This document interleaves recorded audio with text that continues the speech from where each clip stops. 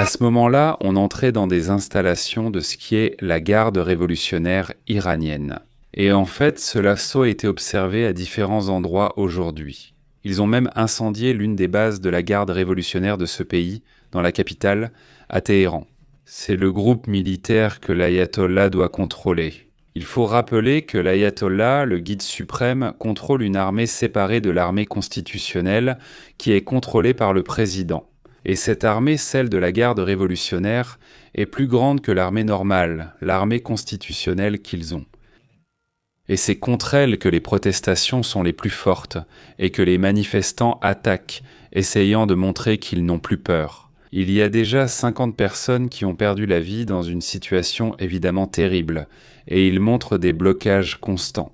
Tout à l'heure que nous allons parler de la situation à Téhéran. C'est le bureau du ministère de la Défense qui a été incendié. C'est-à-dire que même la défense a été attaquée. Nous allons parler de qui est en train de s'échapper en ce moment. Il semble qu'il s'échappe.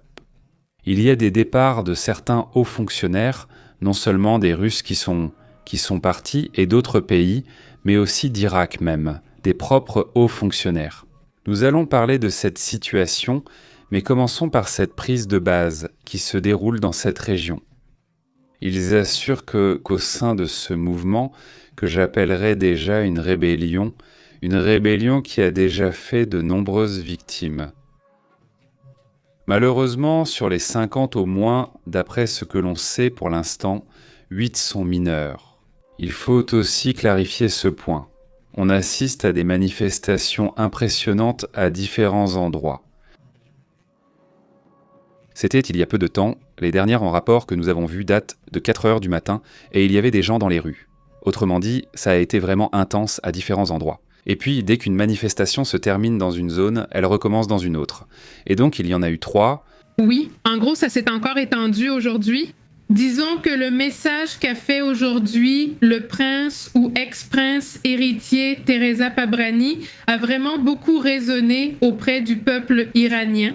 Et bon, le commentaire depuis maintenant du bâtiment gouvernemental iranien qui a été incendié, eh bien, il y a peu d'informations pour l'instant, même si les images sont rares, parce qu'il y a cette difficulté dont Pépé vous parlait depuis ce matin concernant Internet. Et donc, ces images d'une structure en flammes ont été partagées. Et les manifestants, eh bien, filmaient avec leur téléphone portable, acclamaient et, eh bien, demandèrent le retour de ce Pabani. Eh bien, il y a des messages qui ont été adressés à Netanyahou, à Trump, à d'autres dirigeants, comme pour dire que c'est le moment, non. S'ils veulent aider cette rébellion, eh bien, c'est le moment, évidemment. Ce que l'on sait et ce qui a été signalé, c'est qu'il y a des mouvements de renseignement à l'intérieur, aussi bien dans des pays proches de l'Iran, c'est-à-dire des pays proches du régime, comme la Russie ou d'autres groupes de renseignement cherchant à attaquer ces dirigeants, les manifestants. Et d'un autre côté aussi, à l'inverse, des services de renseignement d'autres pays, possiblement Israël ou les États-Unis, qui ont par exemple apporté des antennes Starlink pour que l'Internet ne soit pas coupé. Allons d'un côté puis de l'autre, le fait est que les gens sont mécontents. Depuis des décennies, tous les abus commis par ces ayatollahs ont été documentés. Et donc maintenant, dans un mouvement où les jeunes ont joué le rôle principal. Mais on a aussi vu des commerçants, des leaders politiques, même des agents de police, qui ont pris la parole. Ils savent que nous soutenons les protestations et se sont donc positionnés pour exiger le départ de ce régime. Exactement. En fait, aujourd'hui, il y a eu plus de fermetures de bazars, de magasins, justement à cause des protestations. Vous avez déjà mentionné les services de renseignement qui agissent à l'intérieur? Oui, bon. En ce moment, au moins, ce qui circule est positif. Comme le dit José, au moins 50 personnes auraient perdu la vie. Les Iraniens n'ont pas quitté les rues, ils continuent de se battre et le Mossad est actif, mais de manière discrète en Iran. Rappelez-vous que, eh bien, il y a environ 2 jours, le gouvernement iranien a ôté la vie à quelqu'un qu'ils disent être du Mossad. Donc, eh bien, ils surveillent de très près qui bouge là-bas, mais bon. Les agents du Mossad installent actuellement des antennes Starlink chez certains Iraniens, selon les médias. Je sais qu'ils sont du Mossad. On pense qu'ils sont du Mossad? Oui, on ne peut pas confirmer ce genre de choses, mais il semblerait qu'on donne ces images à des journalistes et à des activistes pour qu'ils les partagent. il est rapporté que certains qui ont Starlink rencontrent des difficultés, c'est-à-dire que ce n'est pas aussi simple que ça, même s'ils ont Starlink. Ils rencontrent des problèmes parce que le gouvernement iranien a mis en place certaines mesures pour limiter la vitesse et le Mossad a découvert que, enfin soi-disant, le Mossad a découvert que les membres du corps des gardiens de la révolution avaient stocké des provisions, des armes et de l'eau dans certaines zones. Et en ce moment, ils ne se sont essentiellement pas approchés de la zone par peur que les gens se rendent compte de ce qui s'y passe. Et en ce moment, Jamenei ne cache pas où il se trouve, c'est-à-dire que même les gens du gouvernement ne sont pas très sûrs de l'endroit où se trouve Jamenei. Il l'a déjà appliqué pendant la guerre des 12 jours. Il l'avait aussi déjà appliqué. Y avait-il à ce moment-là une méfiance envers une éventuelle trahison interne ? Et donc ils ont préféré que même les plus proches ne puissent pas savoir où il se trouvait. En fait, à un moment donné, plusieurs dirigeants sortent pour dire où il est, car ils pensaient qu'il était peut-être déjà mort. Ils ont commencé à chercher qui pourrait prendre la relève. Ou à quoi exactement ? Ils ont commencé là-bas à dire que c'était ce bonhomme qui allait continuer. On mentionnait un personnage, ce n'était plus son fils, on parlait d'un autre personnage comme le prochain. Ayatollah, mais bon, le fait est que c'est un ayatollah qui a été très orthodoxe, qui a été très extrême dans ses positions à l'intérieur du pays, et que le mécontentement n'a cessé de croître, qu'il y a énormément de gens qui sont partis. Nous parlons du fait que beaucoup de gens vivent hors d'Iran depuis des années, voire des décennies, précisément à cause de cette situation. Et maintenant, ce personnage qui a insisté sur le fait que même s'il est le prince héritier, entre guillemets, il a renoncé à cela depuis longtemps. Et que, en tout cas, il pourrait être disponible pour un gouvernement de transition. Il insiste sur le fait que cette partie devrait évoluer vers une forme de démocratie parlementaire ou similaire. Le sujet reste en discussion. Y a-t-il une proximité entre ce personnage et des groupes politiques aux États-Unis ?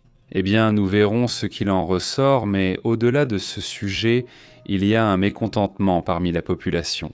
Les universités sont également mobilisées en ce moment.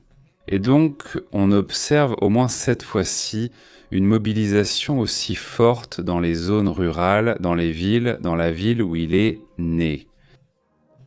Jamenei, qui est généralement une région où il y a une sorte de respect particulier, disons, envers Jamenei.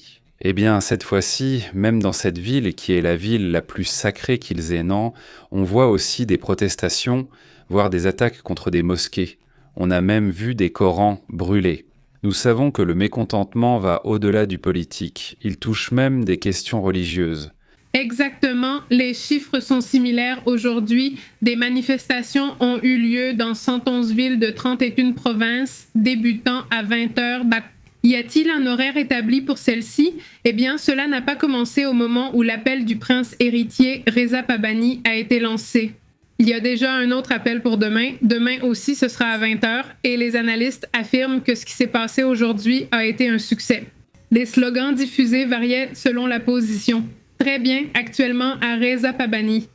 Et bien sûr, le sujet de la ville natale d'Ali Kamen attire énormément l'attention, car c'est un coup très dur symboliquement.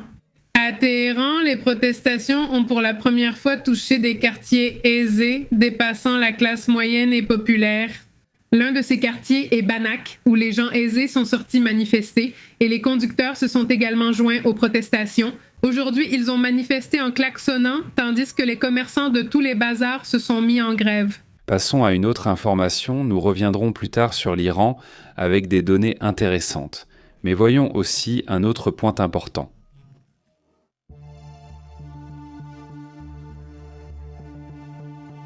Dans un instant, nous poursuivrons avec l'Iran.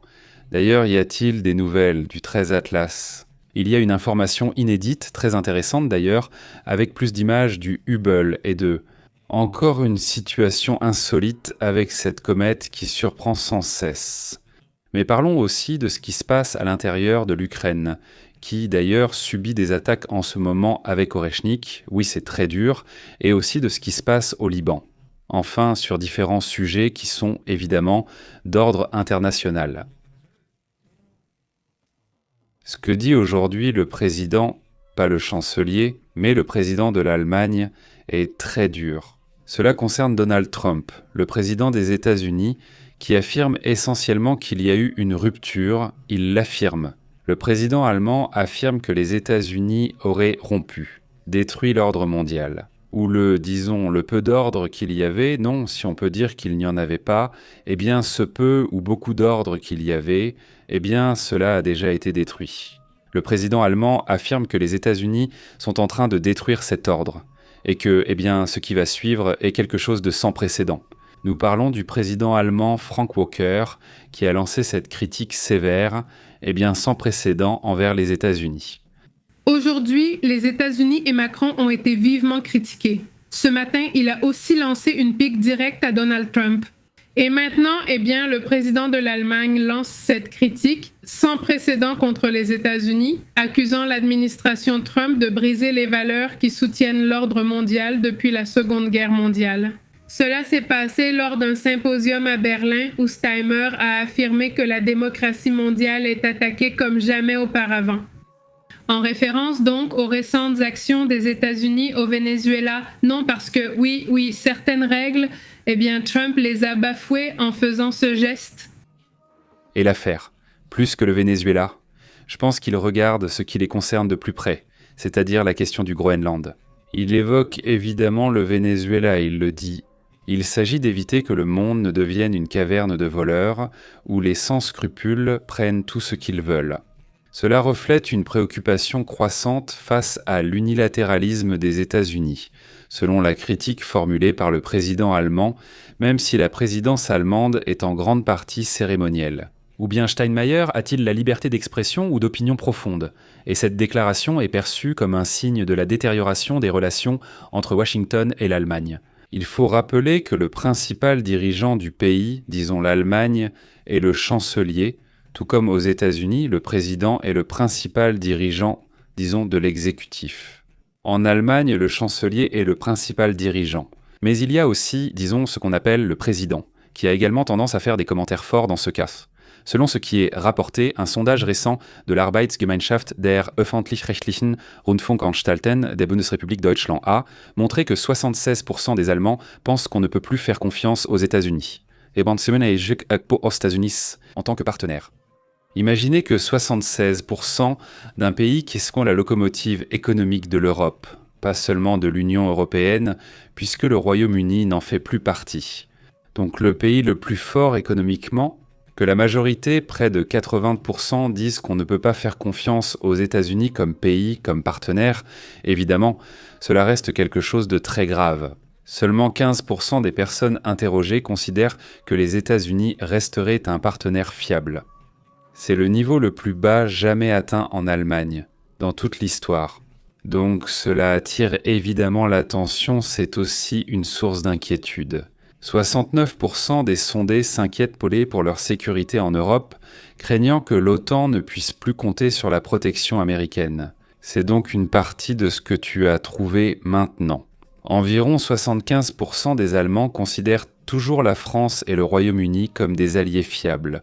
C'est-à-dire que 75% des Allemands pensent que la France est fiable, que le Royaume-Uni est fiable.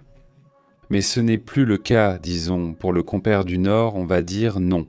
En fin de compte, ce que vivent les Allemands, c'est un reflet d'autres pays, pas seulement de l'Allemagne, n'est-ce pas ? Évidemment, cela fait aussi partie de ce qui se passe, et en passant à d'autres sujets qui sont également importants. Il y avait un ultimatum de la part d'Israël, en parlant maintenant de ce qui se passe au Liban, il y avait un ultimatum. Parce que, eh bien, ce qui se passe dans le nord d'Israël, c'est terrible, n'est-ce pas ? Depuis un certain temps déjà, on vit une situation où le Hezbollah, un groupe terroriste fortement armé, et qui d'ailleurs a aussi joué un rôle politique dans la partie sud, surtout de ce pays, et au centre, ils ont essayé de prendre le pouvoir, cela avec le soutien de l'Iran. À eux. Ils prêtent essentiellement allégeance à l'ayatollah et au guide suprême, comme on l'appelle, selon ce qui est rapporté et ce que l'on sait déjà depuis un certain temps, le guide suprême. Les Iraniens ont voulu contrôler toute cette zone, c'est pourquoi il y a des groupes pro-iraniens dans cette région qui mènent constamment des attaques, même contre le gouvernement irakien. Et aussi, ils cherchent constamment à contrôler et à envoyer des armes à travers la Syrie vers le Liban, à Hezbollah, En Syrie, en Irak, ces groupes se déplacent et ont cherché à prendre le pouvoir total au Liban, ce qu'ils n'ont pas encore réussi à faire jusqu'à présent. Mais ils étaient sur le point de le faire. Ils avaient même des banques? Là, oui, d'une manière indirecte, non. Eh bien, si on leur demande, on sait qu'ils vendent de la drogue. C'est un sujet grave, vu ce que l'on sait et ce que fait le Hezbollah.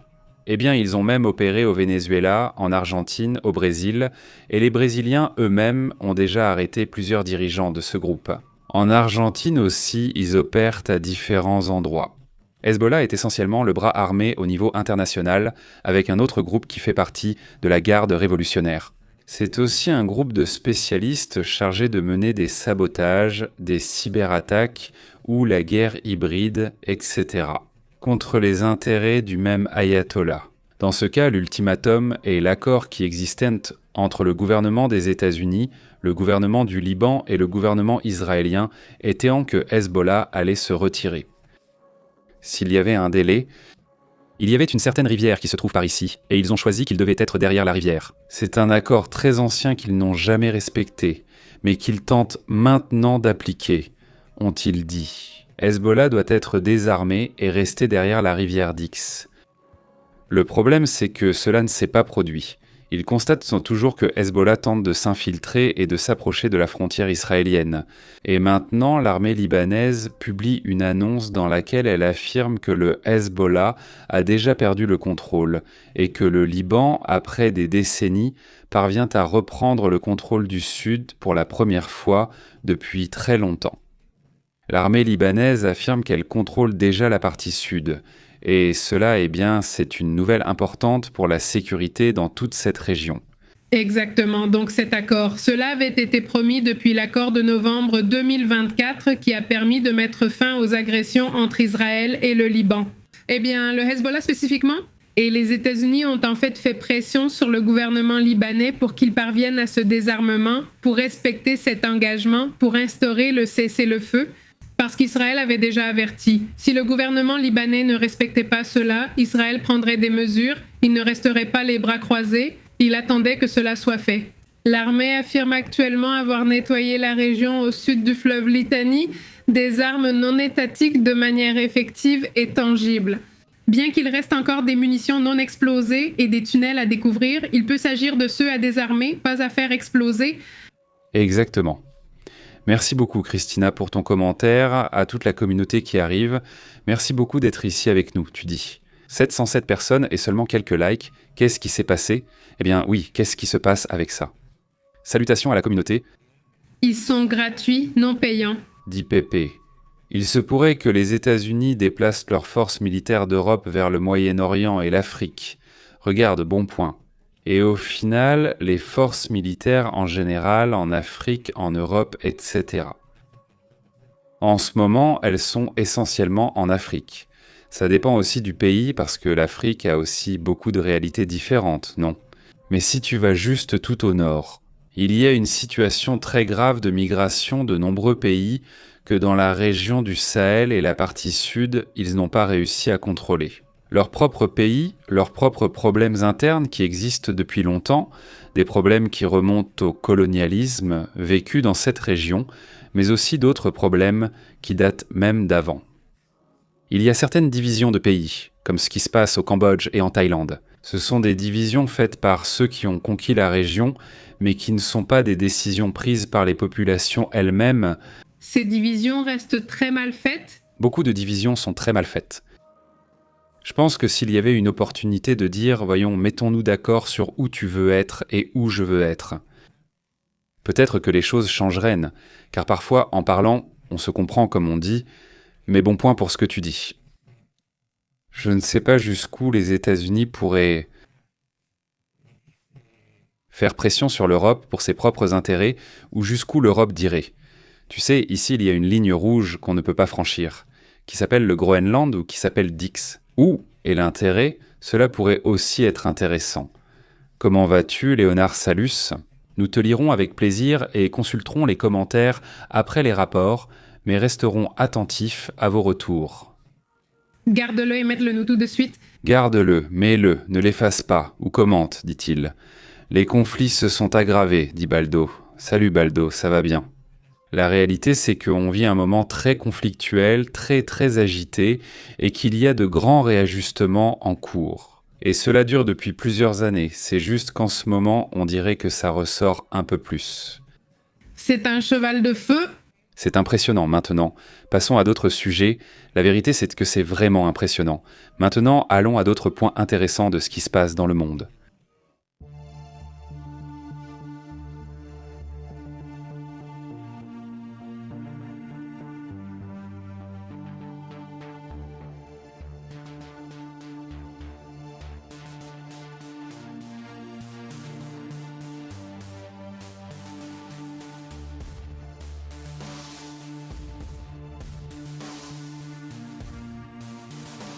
Pour rendre les choses encore plus intenses, Donald Trump vient tout juste de lancer un message au régime des ayatollahs.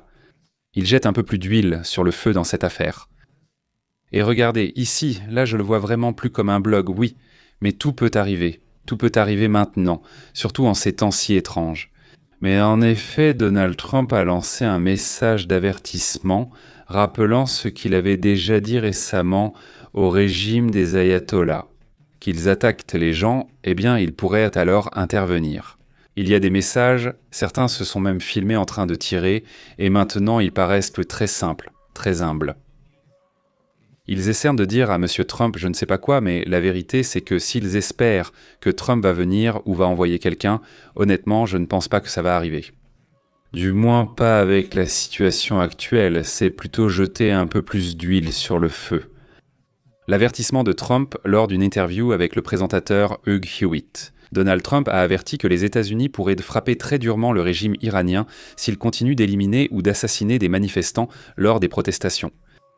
Regardez, vous et moi savons parfaitement comment sont les politiciens, et ce n'est pas qu'ils s'en soucient, parce que les gens diront « Regarde, oui, vérifie ce qui se passe avec l'ICE, non », c'est-à-dire évidemment sur leur propre territoire.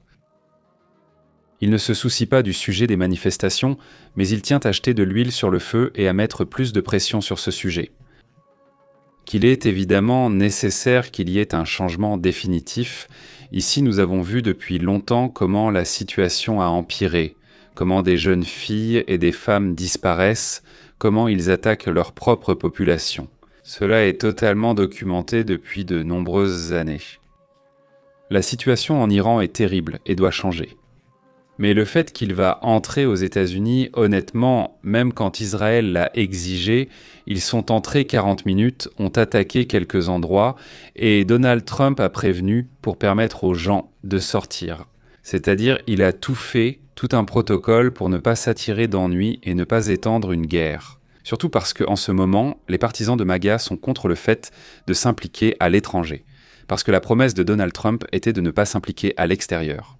Les partisans de MAGA, le groupe le plus conservateur et soutien principal de Donald Trump, sont paradoxalement opposés à l'ingérence dans les problèmes. À l'étranger, ils ont désapprouvé les questions du Venezuela et de l'Iran. C'est pourquoi ils ont dû sortir et mettre en avant les figures les plus extravagantes qu'ils ont, comme ce Scott Miller, comme J.D. Vance lui-même. Tous ces personnages complètement fous sont sortis pour essayer de vendre l'idée aux autres.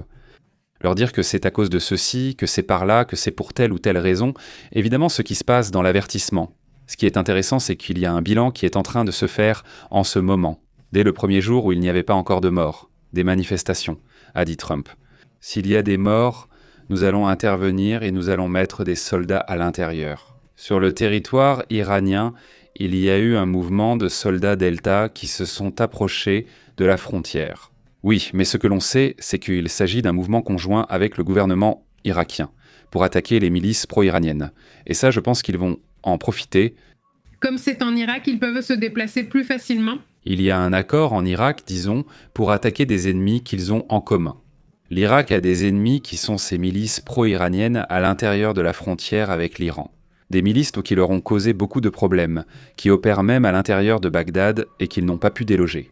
Eh bien maintenant, l'Irak et les États-Unis ont attaqué ou apparemment cherché à attaquer, parce qu'on ne sait pas exactement ce qui s'est passé, mais au moins on a vu des mouvements à cette frontière.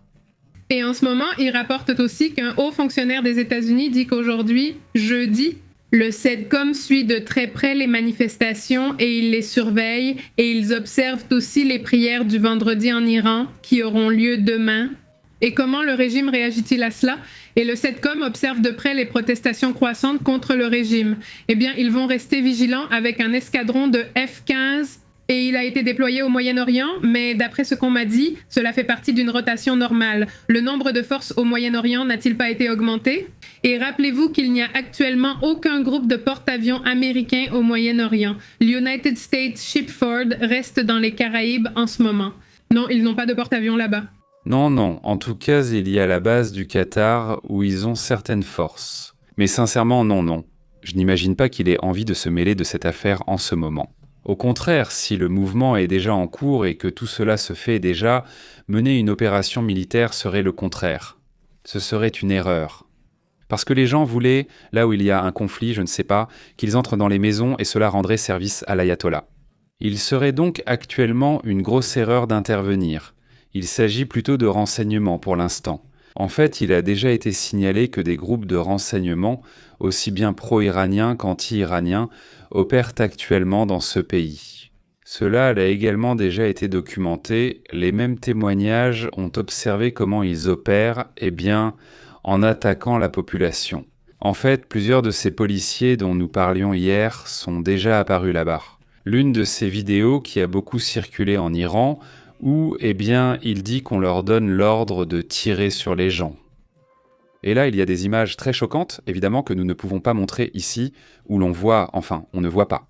Oui, il y a des images très choquantes de la région de Farsia en Iran qui ne peuvent pas être diffusées, et ils sont très agressifs actuellement. Donald Trump vient à l'instant de donner une interview à Fox pour cette émission qui s'appelle Hannity. Il affirme qu'ils sont prêts à agir pour soutenir les manifestations en Iran. Évidemment, non, il n'y a pas de mouvement pour l'instant et il dit qu'il y a énormément de gens qui manifestent. Personne n'avait vu quelque chose de semblable à ce qui se passe en ce moment. Mais il a averti l'Iran que s'ils commencent à leur tirer dessus, ces gens sont totalement désarmés et ils aiment leur pays. C'est ce qu'il affirme, n'est-ce pas? Quoi qu'il en soit, c'est une autre histoire. Le point, c'est que s'il y a une forte volatilité, on a déjà vu des personnalités qui sont sorties. D'ailleurs, on sait qu'en ce moment, le ministre de la Nation est parti. Qu'il faut demander à Garaji Aragashi? Vous vous souvenez d'Aragashi? Un personnage très dur, le ministre des Affaires étrangères, un personnage qui a l'habitude de lancer des messages très forts. Ce personnage qui agit parfois. Beaucoup pensent que c'est le véritable leader là-bas, avec le président Pezeshkian. Mais il serait l'un des personnages les plus puissants actuellement en Iran. C'est le plus visible, celui qui apparaît le plus, très proche du guide suprême. Et maintenant, on sait qu'il est parti, il y a des rapports disant qu'il est allé au Liban. C'était une réunion d'État? C'était une réunion d'État, parce que c'est celui des affaires étrangères. Mais ce qui a attiré l'attention, c'est qu'il est parti avec toute sa famille. C'est-à-dire que personne n'est resté, ils sont tous partis, donc La femme et tous les enfants. Les enfants? Les enfants et des membres de la famille en plus. C'est-à-dire, vraiment, ils sont tous partis au complet. La famille d'Aragashi dit « Pardon, attends-moi, une soi-disant visite d'État au Liban. Comment vas-tu faire une visite d'État au Liban ?» En ce moment, alors qu'il y a une crise très grave, ça n'a aucun sens. En fait, ici, ce que nous pensons qu'il se passe, c'est que la débandade commence et ce n'est pas ça. C'est-à-dire, nous l'avons déjà vu. Nous avons déjà vu plusieurs régimes tomber ou des situations terribles, où la première chose qu'ils font, c'est partir.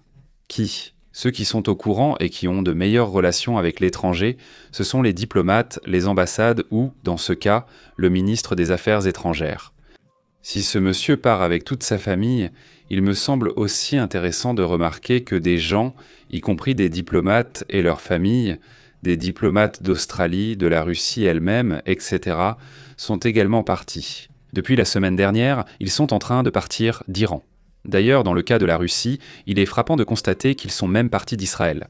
Comme s'ils attendaient que quelque chose arrive, je veux dire. Les services de renseignement russes font partie des plus informés dans cette région, avec les Danois, qui sont aussi très compétents.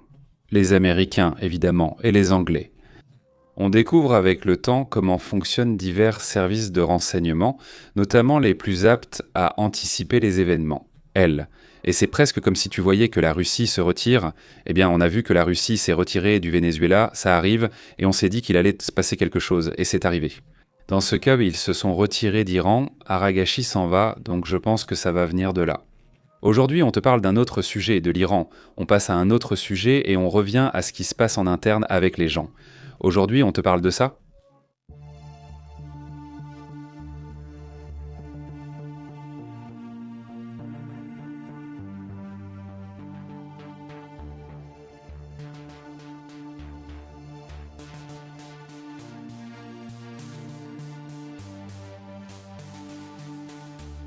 Eh bien, selon le Piémont libre, il est rapporté.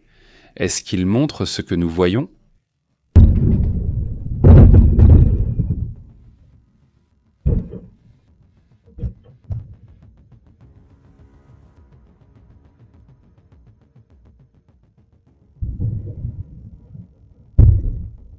Que peut-on observer dans ces attaques là-bas, au fond ?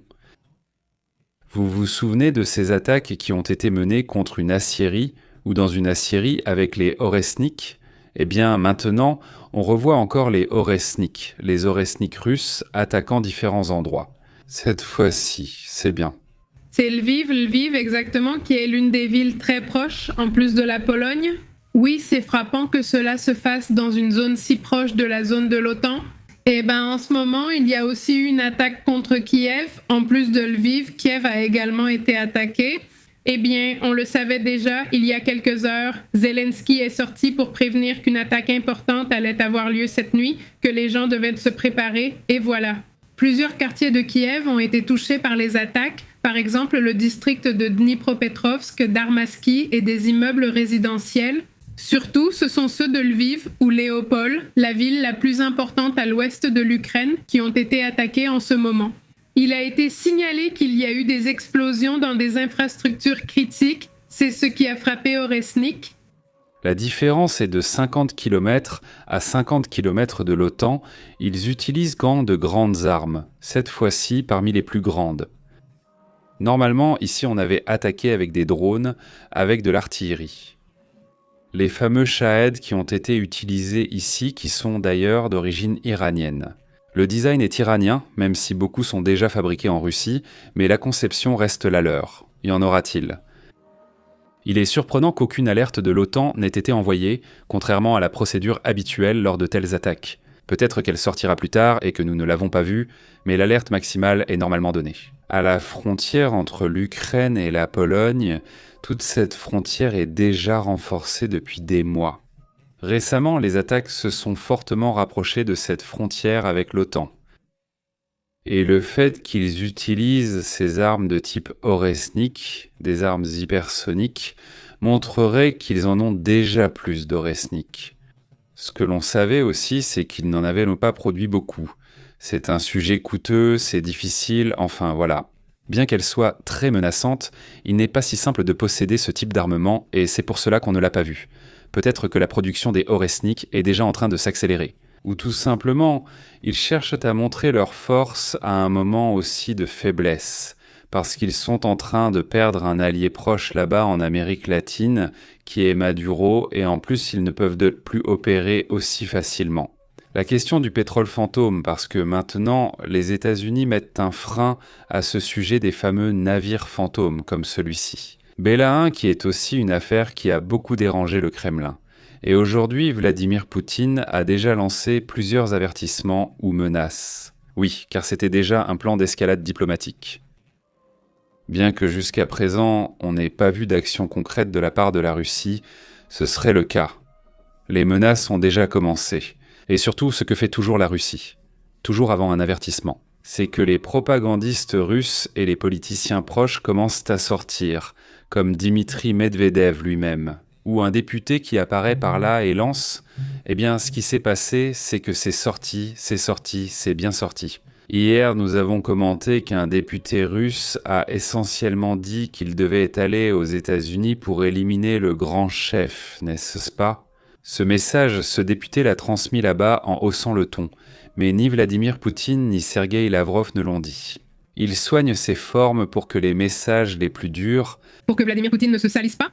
Exactement, pour ne pas donner les messages les plus durs. Mais tu sais, c'est le commentaire typique. Et quand le ton monte, c'est souvent Dmitri Medvedev, l'ancien président russe, qui intervient et lance les messages. Tout comme aux États-Unis, il y a Stephen Miller ou J.D. Vance, qui sont les plus clowns pour parler. Eh bien, ici aussi, ils ont leur clown, n'est-ce pas? Je veux dire, ils sont vraiment clownesques quand il s'agit de faire des menaces et d'être super exagérés dans leurs commentaires. Pourquoi? Eh bien, pour inspirer la peur à l'ennemi. En gros, ce sont des stratégies narratives, c'est-à-dire, laisse-moi envoyer, disons, le personnage le plus dur, pas ce personnage-là. Par ici, plusieurs. Le plus bruyant. On nous a dit que toi, tu as tes personnages durs, même ici même. Le gouvernement mexicain, qu'il soit Morena ou Pipan, a toujours ses figures fortes. Tu veux envoyer un message fort? Ce n'est pas le président ou la présidente qui va le dire, c'est Antel qui est le dur, disons. Donc, c'est une stratégie qu'ils utilisent beaucoup.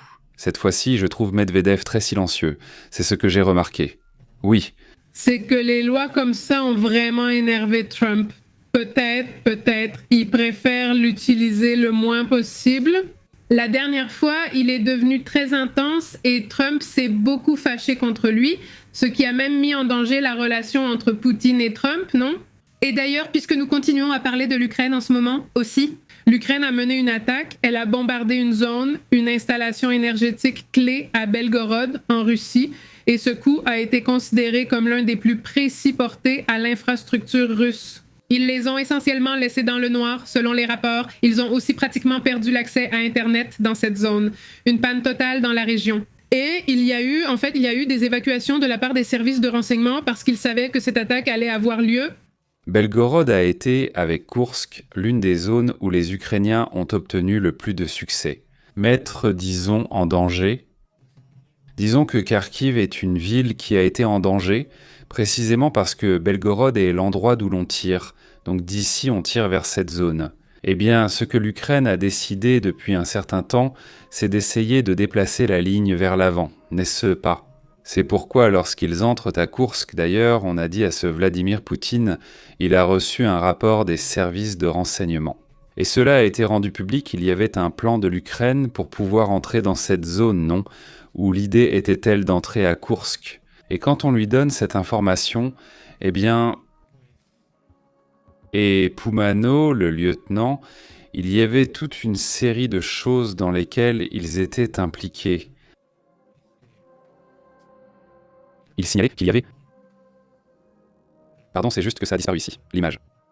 C'était un rapport des services de renseignement qui les avertissait qu'il y avait un risque que l'on entre en Ukraine, qu'ils allaient en commencer à prendre Koursk. Ça les a fait rire. Au Kremlin, ils ont dit que c'était impossible, que ça n'allait pas arriver. Ils n'ont pas renforcé la zone et soudain, ils étaient déjà à l'intérieur. Et pas seulement ça, mais des Russes ont aussi participé là-bas. Et c'est un sujet dont on n'a pas beaucoup parlé à ce moment-là.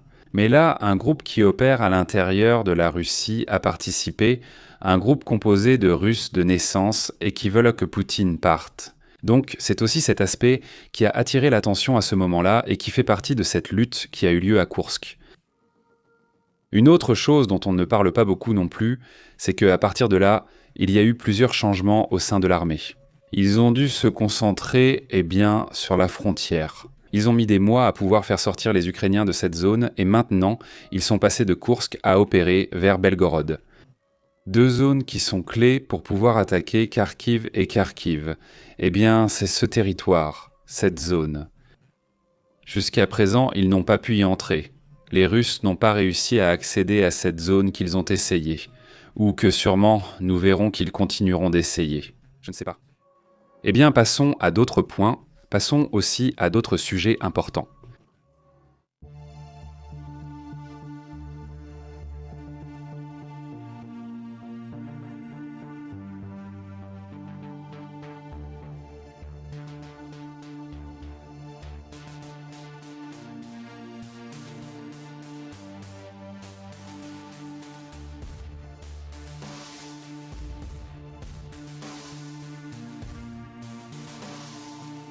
L'affaire Einstein est à part, car ils disent qu'elle n'est plus d'actualité. Pourtant, elle progresse encore aujourd'hui. Et est-ce qu'il y a eu des informations de ce républicain? Thomas Massie? Thomas Massie n'est pas là. super impliqué dans ce sujet. Pour lui, tout ça, que ce soit s'ils vont venir, ou le 13 Atlas, ou les ovnis, ou le Bigfoot, ça lui est égal. Et peu importe ce qui se passe autour, tout lui est égal. Il s'en fiche du sujet et il dit « Je n'oublie pas qu'il faut continuer l'affaire ». Et c'est un républicain, mais c'est un républicain qui veut que l'on sache ce qui se passe. Et donc, il apparaît des informations assez intéressantes. Que se passe-t-il? Qu'est-ce qu'on dit à ce sujet? Qu'est-ce qu'on a commenté? Eh bien... L'autre jour, nous vous disions que Thomas Messi expliquait que, fondamentalement, le département de la justice n'a pas donné d'informations, qu'il cherche des excuses pour ne pas divulguer ces informations. Et donc, tu l'as représenté aussi bien Thomas Messi que Rockman, qui, il me semble, est démocrate. Ils ont dit au tribunal fédéral qu'on ne peut pas faire confiance au département de la justice. Alors qu'en est-il? C'est-à-dire, ils ne peuvent pas faire confiance à ce qu'ils publient, vraiment pas, parce qu'ils censurent les noms des agresseurs. C'est fou. Il n'y a pas de séparation des pouvoirs. Et l'autre jour, je reviens sur ce que disait Girs l'autre jour sur sa chaîne. Voyons, ce n'est pas seulement une dictature quand ils ne votent pas pour toi, c'est clairement une dictature aussi quand ils ont voté pour toi. Mais tu commences à contrôler les autres pouvoirs, tu commences à contrôler les médias, tu commences à contrôler le Congrès, tu commences à contrôler le pouvoir judiciaire. Et attends, c'est ça la démocratie, qu'il y ait une séparation des pouvoirs. Alors, il commence à y avoir des réactions d'autocrates, et c'est là que les choses peuvent devenir plus compliquées. Pourquoi ? Parce que les républicains ont dit, voyons, aujourd'hui, ils ont voté et ont dit, bon, officiellement, les États-Unis ne peuvent pas opérer contre un pays à l'étranger. S'ils n'en informent pas le Congrès, il doit les en informer. Mais c'est à cause du trafic de drogue, ça n'a pas d'importance. C'est un sujet de je ne sais quoi d'autre, ça n'a pas d'importance, il doit y en avoir 2. Cela fait 2 fois en 2 jours que les républicains, littéralement, ont tourné le dos aux lois ou à la tendance. L'idée que propose Trump... L'idée de Trump sur la gestion actuelle des choses. Dans ce cas, il demande à un juge de nommer un contrôleur indépendant digne de confiance. Pour forcer la divulgation, il dit forcer la divulgation en citant des documents manquants, des caviardages inappropriés, une déclaration du département de la justice qui ne tient tout simplement pas la route. Donc, tu sais déjà qu'on ne peut pas faire confiance à ce département, selon ce républicain, et nous devons mettre quelqu'un d'autre, cela sera décidé par un juge, nous allons voir ce que dit ce juge. Mais l'affaire Einstein n'est pas terminée. Non seulement elle n'est pas terminée, mais ce qui arrive pourrait être extrêmement intéressant. Parce qu'il ne s'agit plus de milliers de documents, il parle de millions de documents. Des millions, donc je crois qu'il en reste 5 millions. Rappelez-vous que ce cas n'est pas comme chaque fois qu'il est arrivé quelque chose à une jeune fille. Non, non. Elle n'a pas 20 ans? 2 décennies, non? Abus. Imaginez les informations qu'il y a là-dedans. Ce monsieur documentait tout, et ce n'était pas seulement Einstein. 10 personnes dirigeaient contre cela. Où sont ces 10 personnes? Qui est le plus? Non. Mais le cas de Est, gigantesque. C'est gigantesque. C'est un réseau? C'est un réseau, c'est un réseau, c'est un réseau. C'est un réseau à part d'espions. C'est-à-dire, cela implique des services de renseignement dans différents pays. Cela implique beaucoup d'argent. Cela implique des philosophes, cela implique des gens de droite, des gens de gauche, des scientifiques, ou cela implique toutes sortes d'idéologies. Beaucoup de gens sont impliqués là-dedans, donc voilà le cas. C'est pourquoi beaucoup de gens préfèrent aussi qu'on ne parle pas du sujet, n'est-ce pas? Mais bon, voilà l'affaire. Passons à un autre sujet important.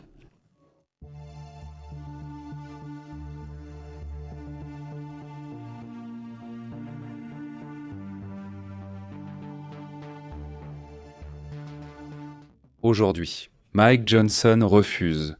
Mike Johnson est le responsable, oui, de la Chambre des représentants, c'est-à-dire qu'il est républicain et président de la Chambre des représentants.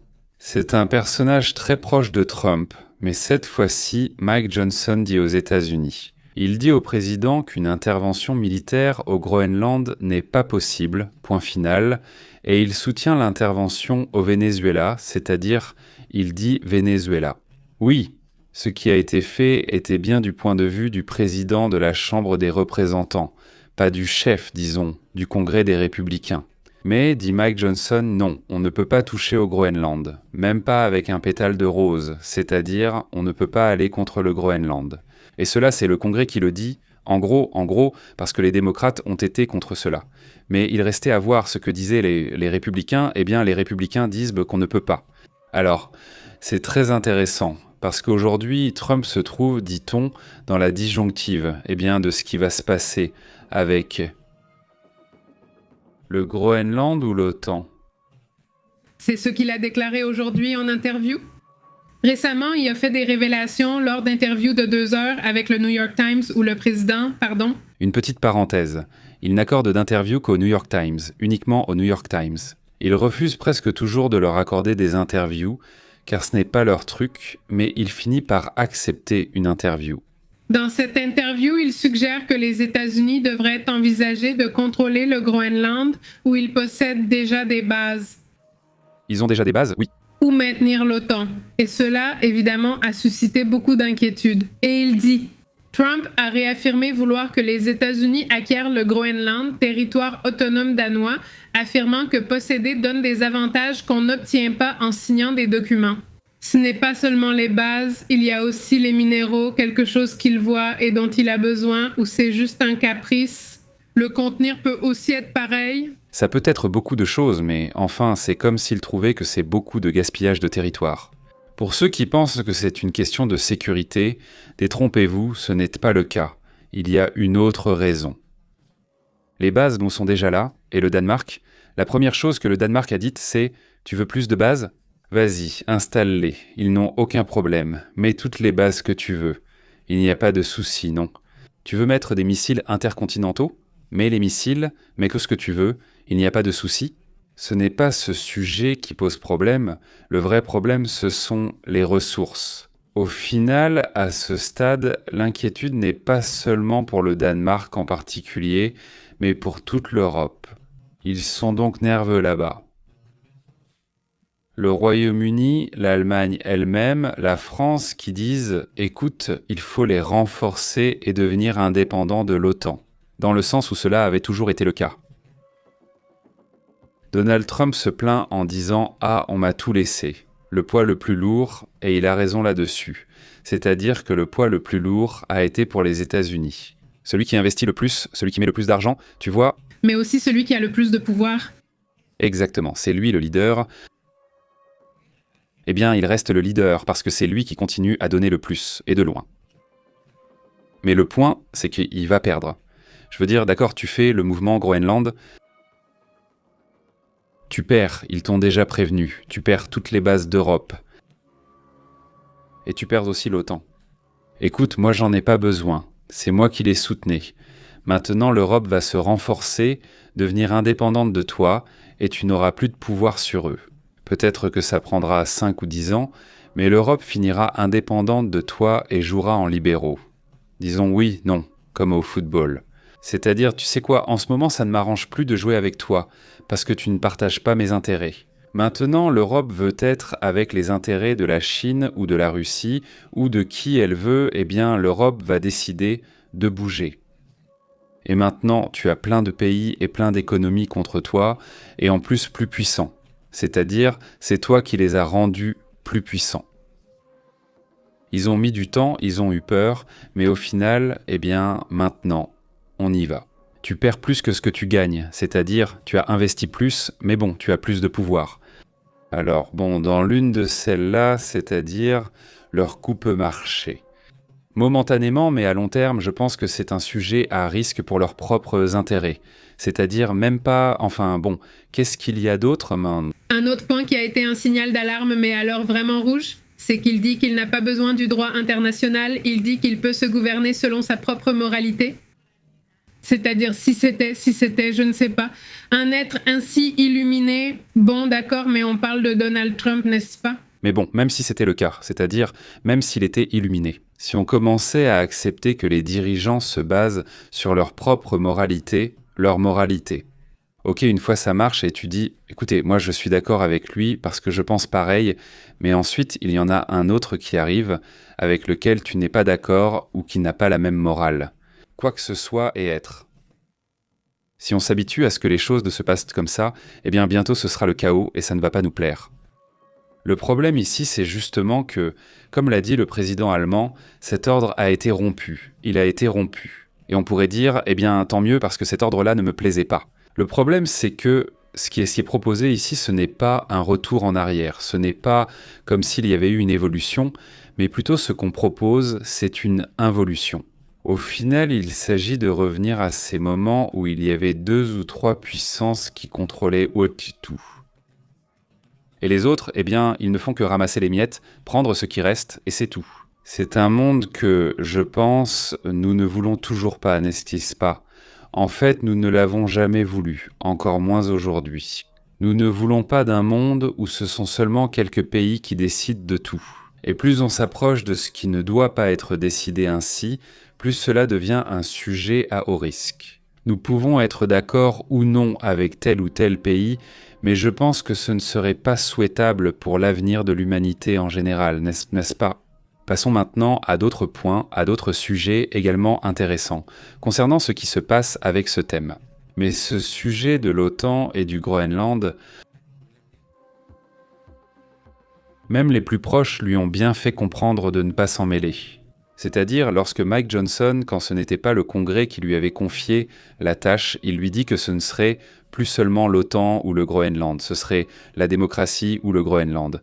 Parce qu'il faudrait en finir avec la démocratie pour pouvoir passer au-dessus du Congrès et agir sur le Congrès. Alors ce serait...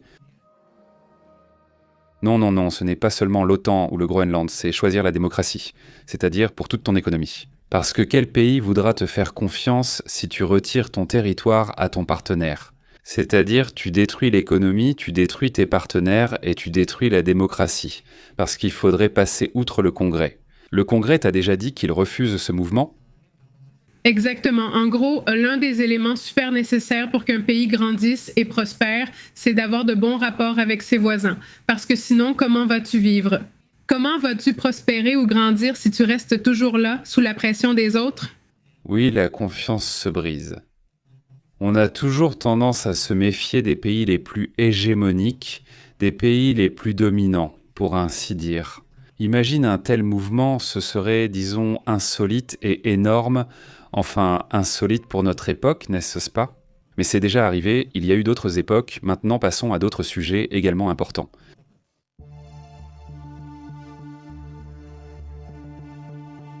Aujourd'hui, juste un rapport rapide sur ce qui se passe en Iran, car il est signalé qu'en ce moment, Internet n'est pas encore revenu. On avait dit que la coupure avait duré 45 minutes, mais non.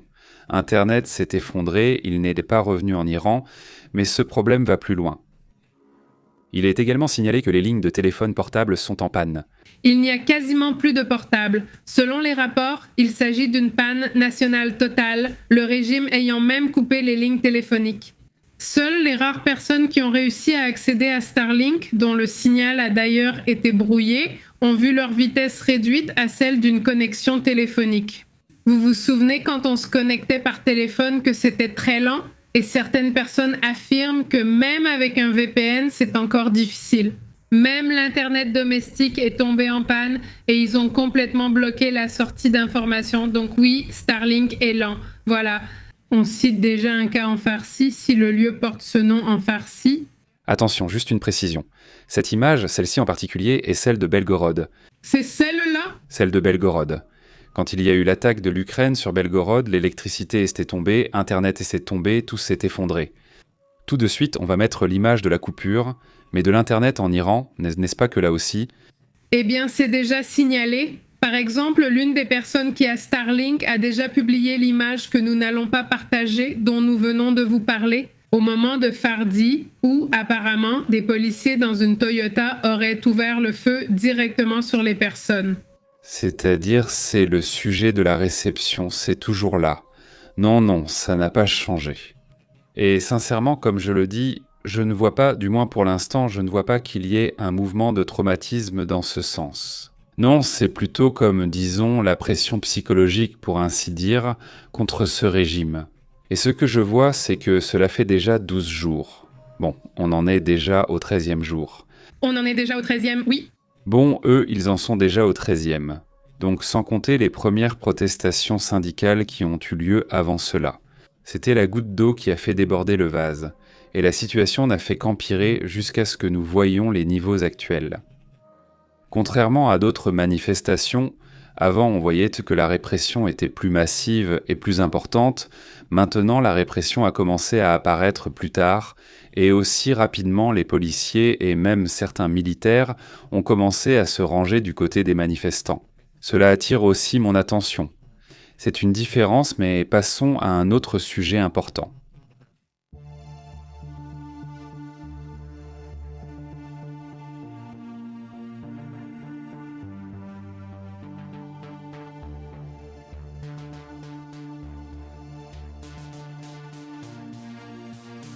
Remarquez ce qui se passe dans le monde. Il est frappant de voir la position que Kim Jong-un vient de prendre, notamment en ce qui concerne son rapprochement avec la Russie. Non, en gros, il est en train d'annoncer qui est le patron maintenant, parce qu'avant, on disait toujours que le patron de Kim Jong-un, c'était Xi Jinping. Donc, c'était la Chine, en tout cas, enfin, on peut dire que c'était comme ça. C'était comme si, au final, quand on savait que la Chine voulait quelque chose, elle envoyait la Corée du Nord mettre la pression en gros, et avec ça, la Chine disait « Non, non, non, je les calme, ne vous inquiétez pas pour la Corée, ici je contrôle la situation, en gros non, mais maintenant, selon ce que dit la Corée du Nord elle-même, le nouveau patron n'est plus Xi, mais maintenant c'est Poutine. » Kim Jong-un a adressé un message aux dirigeants nord-coréens dans lequel il assure qu'il va soutenir toutes les décisions prises par le Kremlin. Même celles concernant n'importe quel conflit avec l'Ukraine ou avec qui que ce soit, Kim Jong-un assure qu'il va les soutenir. En gros, ce que dit Poutine, il sera prêt à le faire. C'est une lettre qu'il envoie à Vladimir Poutine, publiée le 9 janvier par l'agence Korean Central News Agency. Le dirigeant nord-coréen a promis de soutenir inconditionnellement toutes les politiques et décisions du dirigeant russe, affirme Kim. Je respecterai et soutiendrai inconditionnellement toutes vos politiques et décisions, et je suis prêt à toujours être à vos côtés pour votre bien et celui de la Russie. Kim Jong-un l'a donc affirmé clairement aujourd'hui. Exactement, Trump va être très jaloux en ce moment parce qu'il n'a pas reçu sa lettre. Allô? Kim a qualifié sa relation avec Poutine de la plus précieuse et a exprimé sa fierté de son amitié avec le dirigeant du Kremlin. Elle a bien précisé que sa loyauté n'est plus seulement stratégique, mais qu'elle est désormais aussi sur un plan personnel. Et la lettre a été envoyée en réponse à une félicitation de Poutine, apparemment à l'occasion de Kim Jong-un, parce que je veux dire l'anniversaire de Kim Jong-un. Rappelons que c'est en janvier et qu'il est Capricorne. Son anniversaire est donc en janvier. Oui, apparemment, car tout là-bas reste un mystère. Plusieurs ici aussi, Capricorne. Donc vous savez déjà avec qui vous partagez votre anniversaire? Mais bon, il y en a toujours un qui gâche tout, tu vois? Comme on dit, il y a toujours une pomme pourrie. Disons que les Capricornes ont tendance à être des leaders intenses, mais soudain, il y en a un qui part. Vers l'autocratie. Disons plus à l'être. Mais bon. C'est qu'ici, il n'avait pas le choix, je veux dire. Il est né comme ça, alors comment il va faire? Comment il fait? Il est né comme ça, imagine, son grand-père, son père. Oui, c'est impressionnant, mais c'est ainsi, malheureusement. Eh bien, la situation pour les Nord-Coréens eux-mêmes, eh bien, ils vont continuer, ils vont naître, et on va leur dire que leur seul leader suprême, c'est ce personnage. Non, comme un ayatollah version coréenne, non. Où ils lui rendent hommage tous les jours, et, eh bien, ils maintiennent ce régime dans une fermeture totale de façon extrême. Maintenant, ceci étant dit, et en passant à d'autres sujets également, eh bien, important. Une fusillade vient d'éclater à cause de la patrouille frontalière. Selon les rapports, il y a encore d'importants mouvements. Une fusillade à Portland impliquant des agents fédéraux. Le FBI a confirmé que des agents des fourgonnettes et des patrouilles frontalières ont été impliqués dans une fusillade dans l'Oregon vers 14h15 aujourd'hui. Selon les rapports de ce jeudi 8 janvier 2016, une femme et un homme ont été retrouvés avec des blessures par balle près du nord-est, à l'avenue 146 et East Burnside. Ils ont été emmenés à l'hôpital et leur état reste inconnu. Peut-être qu'à présent, on sait s'ils vont bien. Mais le Bureau fédéral d'enquête a pris le contrôle total de l'affaire, affirmant que l'enquête est active et en cours. La publication originale a été supprimée peu de temps après avoir été mise en ligne par le bureau, mais on sait que cette situation, eh bien, elle est en train de se produire. Le département de police local s'est rendu sur les lieux quelques minutes plus tard, mais a précisé que ses agents n'ont pas participé. À part cela, il y a eu une fusillade. Le chef de la police de Portland, Bob Day, a appelé la communauté au calme après l'émotion provoquée par l'événement, notamment suite à Minneapolis. Cette situation, évidemment, est en train de s'aggraver, en plus des manifestations actuelles contre l'UICE et le Customs and Border Protection également. Tout comme ce qui s'est passé de la part de l'ICE est très extrême, il y a aussi des groupes opposés, également très extrêmes, qui appellent aussi à la violence. Donc j'espère que les choses vont se calmer, parce que toute cette situation est vraiment hors de contrôle. Par exemple, que faire logiquement après ce qui s'est passé là-bas? Logiquement, les agents de l'ICE ne devraient pas sortir aujourd'hui, pourtant ils sont allés dans un lycée, une école secondaire préparatoire. Ce n'est pas ce qui se ferait ici au Mexique, par exemple, et ils ont emmené des sprays lacrymogènes, ils ont mis des menottes aux parents, aux enseignants. Tu te demandes, comment peux-tu faire ça un jour après ce qui s'est passé? Il ne sort pas pour dire J.D. Vance, mais pour dire non, non. Ils deviennent plus durs, je ne comprends pas. Tu te demandes, tu ne vois pas ce qui se passe? Mais ils vivent de la polarisation, ils aiment la polarisation, et ça, eh bien, c'est ce qui cherche à ne pas radicaliser encore plus la situation, et c'est un sujet préoccupant. Ce personnage, celui qui a tiré, un certain Jonathan Rose, dont on connaît maintenant l'identité, ce personnage de l'ICE se serait immédiatement couvert le visage après avoir tiré. C'est-à-dire, si tu sais que tu as fait ce qu'il fallait, non, tu ne te caches pas le visage, tu ne te couvres pas le visage, mais évidemment, il se couvre le visage. Parce qu'il savait qu'il ne faisait pas ce qu'il fallait au moment de tirer sur cette femme de 37 ans qui, en plus, n'était pas armée ni rien.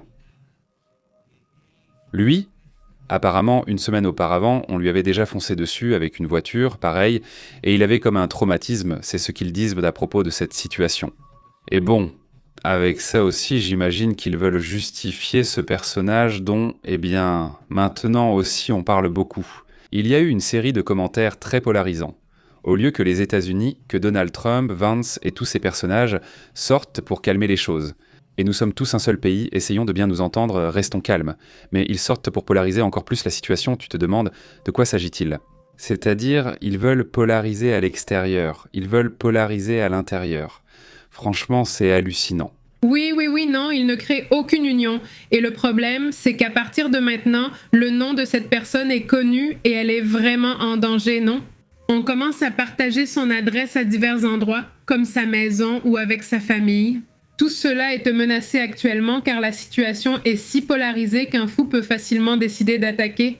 Oui, c'est ça le problème. Il y a aussi des personnages extrémistes qui sortent, et c'est vraiment terrible, une histoire sans fin. Mais bon, passons à d'autres sujets importants, juste un petit commentaire rapide avant de passer aux 3 et en arrière, parce que c'est très intéressant. Aujourd'hui, l'Afrique du Sud a annoncé qu'elle allait effectuer des exercices navals militaires avec la Chine et l'Iran. L'Afrique du Sud se rapproche de plus en plus du bloc Russie-Chine, ce qui attire l'attention.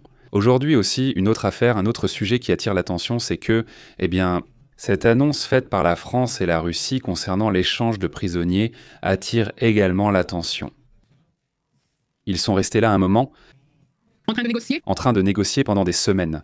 On parle de ces négociations très intenses entre Macron et Poutine, ou l'équipe de Macron avec l'équipe de Poutine, pour parvenir à un échange. Non. Exactement. Autre point aujourd'hui, ce chaman de QAnon. Vous ne vous souvenez pas du 6 janvier 2021? L'un des participants au congrès, celui avec les cornes, vient d'annoncer sa candidature au poste de gouverneur de l'Arizona. Et juste un point à propos de lui, malgré sa folie, il a retiré son soutien à Donald Trump. Ça ne passe pas inaperçu. Ça attire l'attention, non? Le fameux qu'ils appellent le chaman. Le chaman, comme on appelle le monsieur aux cornes. Oui, il est sorti avec les bons là-bas. Bon, passons à autre chose, parlons du sujet du 13 derrière qui est aussi très fou. Voilà.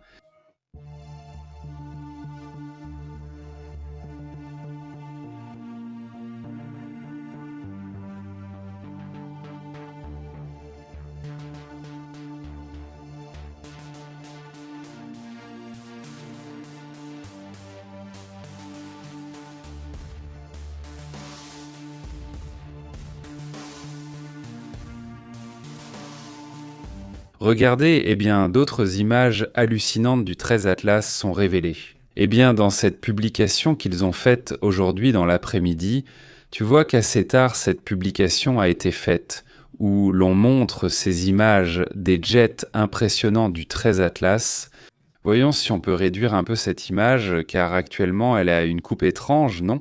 Mais bon, c'est ce que l'on sait, c'est ce qu'ils ont dit à propos de ce sujet du 13 Atlas et que le même Abilué a publié aujourd'hui. Donc voilà. En disant que cette situation a été insolite, selon ce qu'il rapporte. Un commentaire qui attire l'attention, parce que déjà en soi, cela a été assez insolite. Cette comète ou cet objet, quoi que ce soit. Selon ce que rapporte le même astrophysicien, cela montre que la structure du 13 Atlas, d'après les images reçues du Hubble le 7 janvier, est déjà une mise à jour par rapport à ce que nous avons vu précédemment. Il affirme que cela montre une structure extraordinaire dans l'objet interstellaire, un jet collimaté qui pointe directement vers le Soleil, ce qui est à l'opposé de ce à quoi on s'attendrait pour n'importe quelle comète ordinaire. Surtout regardez, parce que c'est important, parce que la comète ou l'objet quoi que ce soit, cela fait des mois qu'il projette le jet directement vers le Soleil. Ce à quoi on s'attendrait et ce qui a été observé chez d'autres, il y a eu très peu de comètes qui ont projeté leur jet vers le Soleil, car c'est rare. Ceux présents depuis un moment sur la chaîne ont déjà vu la playlist de toutes nos vidéos sur ce sujet. Le Soleil a des vents solaires, donc ce que fait le vent solaire est très puissant et le vent solaire détruit tout jet provenant d'une comète. Oui, il y en a eu, mais quand cela s'est produit, c'était très rapide, très fugace. En quelques heures ou quelques jours, ce jet disparaît, car il ne peut pas résister à la force du vent solaire. Dans ce cas, on parle déjà de mois pendant lesquels le jet, en plus de cela. Non seulement il pointe vers le Soleil, mais en avançant à travers le système solaire, il change la direction du jet pour continuer à pointer vers le Soleil. Une chose qui est encore plus extraordinaire, c'est que la comète ou le jet qu'il montre est énorme, il est gigantesque. Donc c'est beaucoup de matière qui sort avec force et qui, en plus, ne se dilue pas. C'est-à-dire, tu te dis, le jet devrait avancer puis disparaître, mais ce n'est pas ce qui se passe. L'image traitée par le filtre rotationnel Larson que Nina a révélé a montré une structure triple de jets. Le plus remarquable est l'anticorps qui s'étend vers le Soleil sur une échelle d'environ 400 000 km. Celle-ci, dit-il, n'est pas un effet optique. Grâce aux images recueillies pendant des semaines, il a été possible de confirmer que le phénomène est réel. Parce qu'il y avait encore des doutes parmi certains astrophysiciens qui disaient « le 600 méta, cela ne peut pas exister », disaient alors les autres astrophysiciens. Ce n'est simplement pas possible, donc cela doit être un effet optique. C'était l'argument de certains astrophysiciens. C'était impossible et c'était un phénomène optique, donc pas un effet de la distance. Voilà tout. Donc la seule façon de le confirmer, c'est de l'observer sous différents angles, avec le temps, c'est-à-dire en observant pendant des semaines et des mois. Alors là, tu peux savoir que, oui, c'est réel. Et c'est ce qu'ils ont conclu aujourd'hui. Le jet, dit-il, ne peut pas s'expliquer par les mécanismes traditionnels qui proviennent des comètes. Par exemple, qu'en est-il de la pression du vent solaire? Qu'en est-il du rayonnement solaire? Au lieu d'être entraîné, le jet semble résister et avancer contre cette pression, et changer d'angle selon le mouvement de la comète ou de l'objet. C'est le phénomène détecté depuis le 21 juillet 2025. Mais l'image de janvier confirme que c'est le plus important.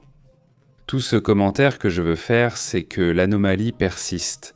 Et donc, si une persiste, cela confirme d'abord que l'anomalie existe. C'est-à-dire le jet est là et il n'a pas changé. Il est observable sous plusieurs angles, même après le périhélie. C'est justement ce qui rend tout cela encore plus extravagant et exotique, non?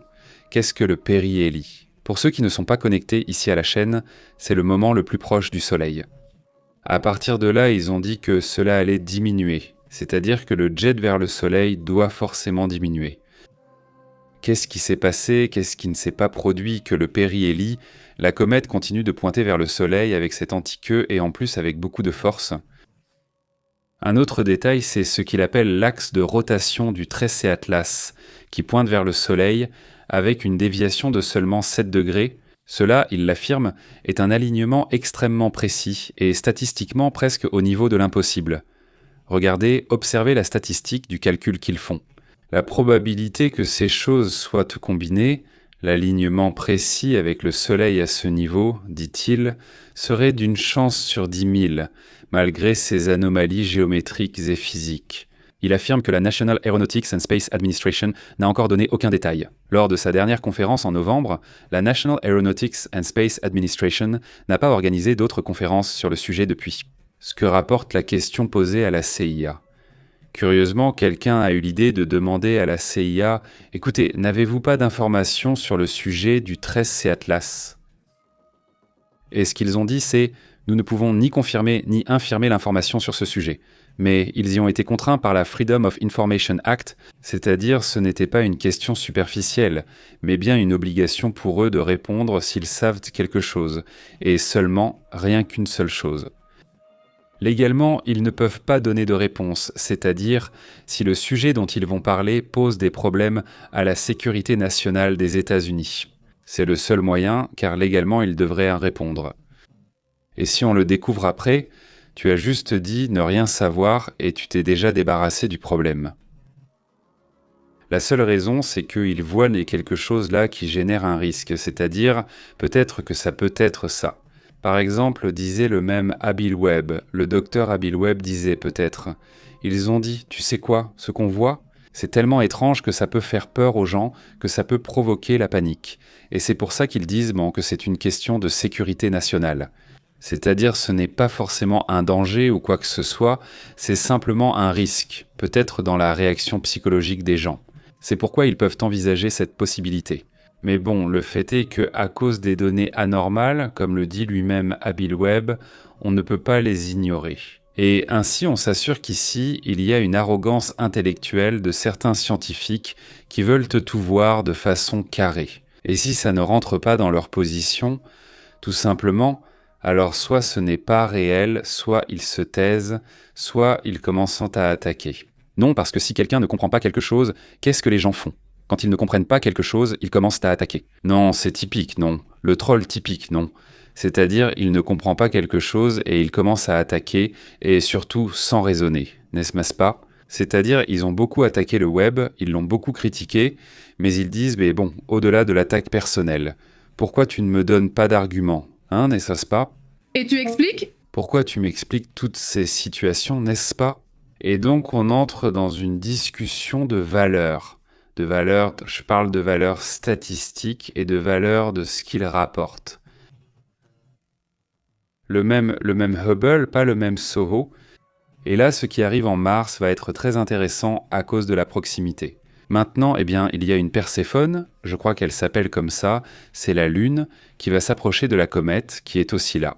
C'est vraiment super intéressant, mais bon, allons-y rapidement, juste à un sujet vraiment très intéressant, un avertissement. Et c'est quand il parle des risques de l'intelligence artificielle. Est-ce à cause de ce sujet? Que se passe-t-il là-bas? Très bien. Les scientifiques ont révélé que les modèles d'intelligence sont capables de générer des virus fonctionnels à partir de rien et de réécrire des toxines, par exemple pour contourner les filtres génétiques. Cela, évidemment, a suscité l'alerte parmi ceux qui s'inquiètent de la biotechnologie incontrôlée. C'est-à-dire qu'un pays ou un groupe extrémiste en vienne à utiliser ce genre de choses ici. Pour clarifier, il ne s'agit pas de l'intelligence artificielle générative comme Generative Pre-trained Transformer et tout ça. Non, c'est-à-dire, il ne parle pas de ce type d'intelligence artificielle. Il parle du type d'intelligence artificielle qui est utilisée en médecine.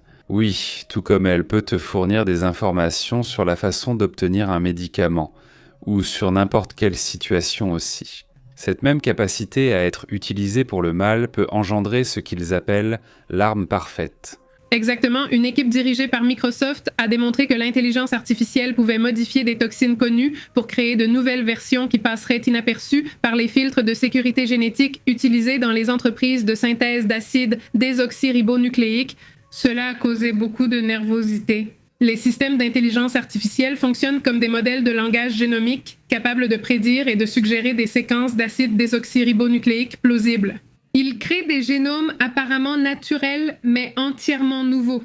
Attention à cela, imagine-toi. Et les virus artificiels représentent aussi un risque car en plus, leur comportement ne peut pas être facilement prédit, ce qui pose par exemple des défis pour la biosécurité mondiale. Et cela est à la portée de nombreux pays, à la portée de nombreux laboratoires. Cela n'a rien à voir avec les intelligences artificielles génératives, mais plutôt avec un certain niveau d'intelligence déjà d'un autre ordre, plus avancé, plus scientifique. Mais cela permet aussi, imagine ces mauvaises mains. Oui, Et il ne manque pas de fous. et il y a aussi beaucoup de gens qui sont comme ça. Alors bon, c'est un avertissement que nous n'entendons pas pour la première fois, mais bon, aujourd'hui on reparle aussi de cette étude, qui d'ailleurs est une étude qui a déjà été publiée et qui est également analysée par différentes entreprises scientifiques, etc., pour essayer de déterminer comment éviter ces risques. Parce que ça ne fait que commencer, c'est vrai, mais dans 2, 3, 4, 5 ans, ce type d'intelligence artificielle de technologie pourrait devenir encore plus accessible pour plus de pays, pour plus de gouvernements, pour plus de groupes radicaux. Là, eh bien, regardez la série, pas le film, plutôt la série 12 singes non. La série 12 singes non. Pourquoi ? Et aussi, le documentaire sur le Christ est vraiment super parce que tu te rends compte que tout est de plus en plus entre les mains des gens. Plus besoin d'être scientifique à l'université pour avoir ces outils. Tout le monde peut y accéder facilement. Le sujet du Christ est incroyable, surtout avec si peu d'investissement dans un garage. On peut les obtenir en expérimentant avec les chiens, certains brillant déjà la nuit. Oui, oui, oui. Et il y a des gens qui le font et qui le publient même sur YouTube et, eh bien, sur les réseaux. Allons donc aux commentaires.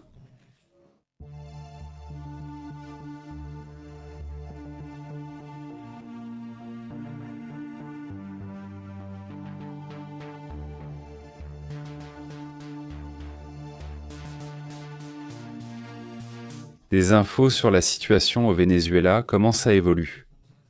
On a parlé aujourd'hui de la libération de plusieurs prisonniers politiques. Exactement, aujourd'hui, le frère de la présidente par intérim comme il l'appelle, est sorti pour annoncer qu'ils allaient commencer à libérer des prisonniers. Une pause parce qu'il y avait un événement avec un diplomate cubain et à ce moment-là, une pause. Le régime n'a pas non plus apprécié qu'il y ait des journalistes, qu'il y ait des gens qui filmaient à l'extérieur de l'héliquad et ils ont essentiellement interrompu la libération des prisonniers politiques. Mais malgré cela, c'est la démonstration et la confirmation pour tous ceux qui étaient sortis là pour défendre l'indéfendable de ce régime de Maduro, n'est-ce pas ? Là-bas, il y a des prisonniers politiques dont certains vivent dans des conditions rachitiques. Exactement. C'est aussi pour cela qu'ils ne veulent pas les libérer. Exactement. Et ils appellent aussi en ce moment les familles des prisonniers politiques de l'hélicoïde pour les remettre directement dans un lieu établi. Pour éviter aussi de les faire sortir par la porte principale pour que personne ne les filme ou les photographie, ils sortent par groupe d'environ 5 à 10 à l'hélicoïde et sont transportés dans un camion où ils sont emmenés à certains endroits. La seule façon de les suivre, c'est de voir où ils sont emmenés. Mais littéralement, tout à l'heure, un journaliste disait qu'il faisait un streaming sur Facebook ou quelque chose comme ça et il le suivait. Il a mis quelque chose sur le serveur et lui a dit « Coupe ou je te tue ». Franchement, ils sont agressifs, non ? Ou bien s'ils pensaient que ça allait se terminer. La répression ne se termine pas, mais ils font cette libération de prisonniers parce qu'il y a une pression des États-Unis en ce moment. Parce que sinon, évidemment, ils resteraient là indéfiniment. Oui, et celui-ci.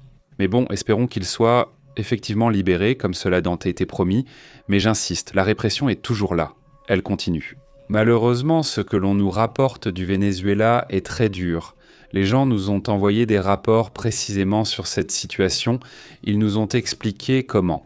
Ils continuent également de voir ces mouvements des groupes armés lourdement qui font la loi et agissent à leur guise. Ou bien c'est une situation grave que l'on vit en ce moment et il ne semble malheureusement pas que cela se calme. Le problème, disons, est là, ça bouge, disons, et voilà. Je vois aussi qu'il y a de la nervosité du côté du régime, parce qu'ils savent qu'à un moment donné, les gens peuvent se soulever en voyant la faiblesse du régime. C'est pour ça qu'ils veulent montrer de la force, parce qu'ils veulent ressentir ou avoir un certain contrôle sur la population, mais la population, eh bien, je crois qu'elle en a déjà vraiment assez. Oui, bien sûr, le problème, c'est que s'ils s'occupent trop de toi, ils ont peur de moi. Évidemment, vu tout ce qu'ils ont vécu et toutes les situations qui se produisent, et aussi, ils savent qu'ils sont là, quelqu'un du Venezuela me disait. C'est qu'ils sont là, ils ont laissé les pires de toute façon, donc ils sont là. Voilà, nous venons de confirmer la libération d'un autre prisonnier politique important, l'avocat Alejandro Rebola. Oui, c'est beaucoup, ce sont des figures très très connues, soit par leur activisme, soit par leur proximité avec l'opposition. Certains se sont soudain opposés au régime tout en restant du même côté. C'est fou. Il y a 47 minutes, personne ne connaissait Juan Pablo Guanipa. Vous vous souvenez aussi de l'arrivée de Maria Corina? Il n'y avait toujours pas d'informations il y a 45 minutes. Peut-être l'ont-ils déjà libéré, mais on ignore tout de lui. Aussi dans l'interview donnée il y a quelques heures par Donald Trump pour Fox. Il a aussi dit que dans une semaine, il va voir Maria Corina. Il voit Maria Corina dans une semaine. Voilà. Il a parlé en bien d'elle, une femme très intelligente, mais vous savez comment il est, il peut très bien parler de toi et le lendemain dire du mal. Donc bon. Exactement, voici ce que je vous disais sur l'Internet d'Iran. C'est aussi comme ça qu'il s'est présenté. Eh bien, cette interview dont tu parles a effectivement pris un tournant dans ce sens parce qu'il avait été critique envers Corina, non? À un moment, il disait qu'elle n'a pas le soutien du peuple, et quand le journaliste lui demande, il lui dit « Eh bien, que pensez-vous de Maria Corina, qui a eu un vote ?» Eh bien, elle et son équipe, évidemment, Le Monde. González avec 70% des voix en sa faveur. Et plus maintenant? Oui, c'est ça, déjà. Quand exactement? Il faut lui poser des questions précises, sinon elle retourne la situation. Le commentaire qu'elle a fait tout à l'heure dans cette même interview, c'est qu'ils allaient déjà commencer des attaques terrestres au Mexique. Je ne sais pas si elle le dit sous l'émotion de l'interview ou si tu le remarques vraiment. Mais bon, oui, évidemment, il y aura sûrement des réactions. Demain, nous allons entendre ce point. Par l'eau, et maintenant, nous allons commencer à frapper sur la terre en ce qui concerne les cartels. Les cartels sont en fuite. Mexique, c'est très triste de voir ce qui est arrivé à ce pays, mais... Il affirme que les cartels gouvernent le Mexique. Le président des États-Unis a assuré qu'il mènerait des attaques terrestres contre les cartels, selon ce rapport. Et ça aussi, évidemment, c'est le genre de choses qu'il dit. Je pense que c'est sous le coup de l'émotion de l'interview. Et puis demain. Le secrétaire d'État, Marco Rubio, l'expliquera plus tard. Mais il va évidemment y avoir des réactions à cela de la part du gouvernement mexicain, c'est certain. Mais bon, passons aux commentaires, allons-y.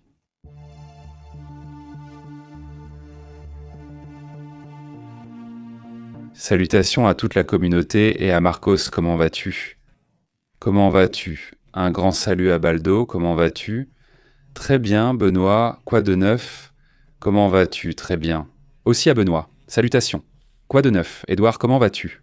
Merci beaucoup pour ton commentaire. José Mendez, merci de ne pas parler du 13 de l'As, merci de ne pas parler du 13 de l'As. Tu as parlé de la fin du monde.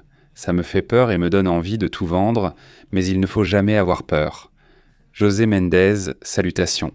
Eh bien, au final, parfois ce sont des nouvelles difficiles, mais il n'y a pas de problème. Dit Bénédicte, il a parlé du Mexique mais n'a rien fait, seulement répété notre son classique. C'est fou, on dirait des disputes sur la planète Terre et des disputes entre astres, dit-il. Comment va Aurelio? Comment allaient Aurelio et Garcia? Merci pour le commentaire, salutations à Yo-Yo et Edgardo, j'ai tout perdu. Reviens, souviens-toi qu'ici, on garde toujours l'information exacte. Salutations à Éric Marino. Il s'est passé trop de choses et il ne s'est écoulé que 8 jours depuis le début de l'année. 8 jours? Et tu vois, en plus qu'il va y en avoir encore plus, moi... Je pensais qu'on était en mars et déjà... On a déjà l'impression que c'est mars. Incroyable, salue-t-il. Les experts prédisaient en comment l'année se déroulerait, et je ne sais pas quoi. Autant du point de vue de ce qu'on observe sur le plan géopolitique que sur le plan scientifique, disent-ils. Une année très mouvementée s'annonce. Oui, une année très mouvementée s'annonce. C'est ce qu'on dit. Bonjour Mercedes, ça va? Bonsoir, merci beaucoup d'être ici avec nous et d'être membre de la chaîne Chaborico, également membre de la chaîne. Merci à tous les membres de nous soutenir. Ils disent salutations à Pépé et Astrid. Ici, je regarde le nouvel épisode de Fado. Il est déjà disponible pour le regarder tout à l'heure. Dit Maïka Gonzalez. Où est celui du tribunal électoral? Dis ce qui s'est passé, de quoi tu parles, Maïka? Du tribunal électoral, Milka? Pardon. Je ne sais pas si tu parles du Venezuela ou du Honduras. D'ailleurs, nous n'avons même pas eu le temps d'aborder ce qui se passe au Honduras. Mais la crise est aussi très grave parce que, encore une fois, cette idée de vouloir annuler les élections ressort, parce que cela n'arrange pas la présidente du Honduras. Cela attire aussi l'attention. Salutations. Salutations, Selva, qui nous regarde depuis le Venezuela. Mauro est le numéro 3 et Atlas est le messager du caractère de l'univers. Salutations à Gérèse, ne t'inquiète pas, janvier ne durera que 139 jours, ça suffit, s'il te plaît. Oui, c'est bien qu'il soit meilleur. Tu sais, en ce moment, j'ai une forte allergie à l'œil. Tu l'as déjà fait? Oui, ça a commencé, mais je tiens le coup. Salutations à Pixel4 aussi, et aussi à Damian Gonzalez. Merci Pépé de nous tenir informés. Salutations, à bientôt. Damian. Salutations, comment vas-tu, Damian? Merci pour ton commentaire. Oui, je vois aussi tes messages hors direct. Merci encore. Un grand salut Pixel, comment vas-tu? Salutations, vous sentez-vous déjà, messieurs? Salutations, comment vas-tu, Pixel? Salutations. Beto, comment vas-tu? Tu dis que tu fais l'appel ici? Je vous ai vu en différé à cause de 1000 choses, mais c'est super Beto, merci beaucoup. C'est bien que tu sois là en direct maintenant et aussi en différé. Je vous remercie de nous accompagner. Nous mettons aussi en ligne des rapports enregistrés, parce que parfois on n'a pas le temps d'apporter tout et de tout résumer. Parfois, nous réalisons des rapports que nous publions en ligne pour que vous restiez informés. Digirès. Il y a beaucoup de monde, il ne dit pas, il y en a beaucoup qui sortent, beaucoup sont sortis. Il y a un instant, plusieurs véhicules aux vitres teintées sont sortis de l'hélicoïde. On estime qu'ils vont les transférer dans un autre centre ou les libérer ailleurs. Oui, il y a encore beaucoup de spéculations, c'est-à-dire il y a beaucoup de théories. L'une d'elles est que ce que disent les familles est vrai. Quelqu'un a dit qu'on les avait appelés, qu'ils s'étaient mis d'accord sur un lieu et qu'on allait les laisser là. D'autres disent que certains iront à l'hôpital, c'est très grave. Oui, donc, eh bien, qui sait, il y en a d'autres qui pensent qu'ils vont les emmener dans une autre prison. Et Alex dit qu'il faut écouter l'autre partie. Il y a beaucoup de gens à l'intérieur du Venezuela qui soutiennent le chavisme. Oui, Alex, 30% sont pour, mais 70% contre. Oui, Alex, c'est comme dire il faut écouter. C'est-à-dire, à l'époque nazie, ce n'est pas qu'il fallait écouter les nazis. Eh bien, écoute, non, n'est-ce pas? Évidemment, il y a des groupes qui, parce qu'ils ont été favorisés par le régime, beaucoup par peur, beaucoup parce qu'ils sont forcés. Il y a beaucoup de raisons, mais évidemment, il y en a qu'on ne peut pas accepter. Alex J. Et ça me surprend, sincèrement, non, certains commentaires parfois. On ne peut pas accepter la répression d'aucun gouvernement, d'aucun, même s'ils ont le soutien de qui que ce soit. On ne peut pas accepter la répression d'aucun gouvernement. Et si plus tard le gouvernement de Maria Corina ou de n'importe qui dans le monde fait une répression ou fait quelque chose de mal, il faut aussi le documenter et le critiquer. C'est-à-dire, mais ce n'est pas une question de popularité, ce n'est pas une question d'écouter les deux parties, ce n'est pas une question de voir ce qui se passe. Si c'est correct, si ce n'est pas correct d'un point de vue au moins humain, n'est-ce pas? Rien de plus, c'est-à-dire en dehors de ce sujet. Écoute, s'il y a des gens qui n'aiment pas Maria Corina et qui voudraient une autre personne, eh bien tant mieux pour toi. Il faut l'écouter, ça oui, il faut l'écouter, mais ce qu'on ne peut pas défendre, ce sont des régimes autoritaires, des régimes qui ne devraient pas exister. Point final, c'est simple, voilà, et ici nous avons été très critiques. Par exemple, avec toutes les bêtises qu'a faites Trump lui-même ou Netanyahou lui-même, qui a aussi fait plein de choses de terribles. Mais ce n'est pas pour autant qu'on va dire « est-ce que ceux du Hezbollah sont des petits anges ?» Eh bien non, évidemment, ce ne sont pas des terroristes, et ceux du Hamas et tous ces groupes terroristes. C'est-à-dire, c'est cette partie qui tout à coup pose problème. Au-delà de ça, il y a le côté humain d'aujourd'hui. Que ces gens veuillent en faire un commentaire, que parce qu'ils ne trouvent pas que les États-Unis soient parfaits, qu'ils le disent, qu'ils le commentent. C'est un point qui est totalement accepté. Mais ce qu'on ne peut pas accepter, c'est de défendre des régimes de ce genre. C'est une situation qui franchement revient à défendre des criminels, et c'est ça le problème ici. « Mais salut Alex, dit-il, je n'ai rien dit sur le régime. Non, je sais, je ne l'ai pas dit non plus. Ni que tu l'avais dit, mais le sujet. » Salutations à Vicky. Je n'avais pas encore eu l'occasion de voir le direct à cause de 1000 choses, mais maintenant je l'ai lu. Ah, mais oui. Bonjour, comment ça va à Cuba? Pourquoi avoir dit cela? Dit-il. Salutations à Miguel, il pense que j'imagine qu'il y a plus dans le commentaire. Luis Miguel? Salutations, très bien, dit Lilia. Ne répétez pas les calomnies de l'Empire sans vérifier d'abord, dit-il. Eh bien non, personne ne répète aucune calomnie d'aucun empire, n'est-ce pas? Salutations, il dit. Il envoie des salutations du Panama, comment vas-tu? Très bien, dit-il. 20 ans de souffrance, ce n'est pas correct, dit-il. 26 ans, eh bien c'est ça qui n'est pas correct, effectivement. Si tu vois que la grande majorité de la population du Venezuela est en dehors du Venezuela, eh bien c'est pour une raison. C'est pour une raison, si je l'ai mal interprété, ou sinon, eh bien c'est comme ça, alors je m'excuse, évidemment. Non, non, je n'ai rien contre tes commentaires, mais oui, ce qui me semble être contre. C'est-à-dire qu'il faut donner la parole à ceux du régime. D'ailleurs, ici, nous montrons ce que dit le régime. Normalement, les absurdités que disent ceux du régime, c'est justement le point que nous abordons ici, non ? Autrement dit, ce dont nous parlons ici, ce n'est ni de la population d'un côté, ni de l'autre. Ni des divisions qui peuvent exister ou non au Venezuela, ni des différences qui peuvent exister en Amérique latine, mais bien des régimes qui ont fait beaucoup de mal dans ce pays, dans ce cas, et qui ont causé du tort, pas seulement là-bas, mais aussi au Mexique, à Cuba et à de nombreux autres pays.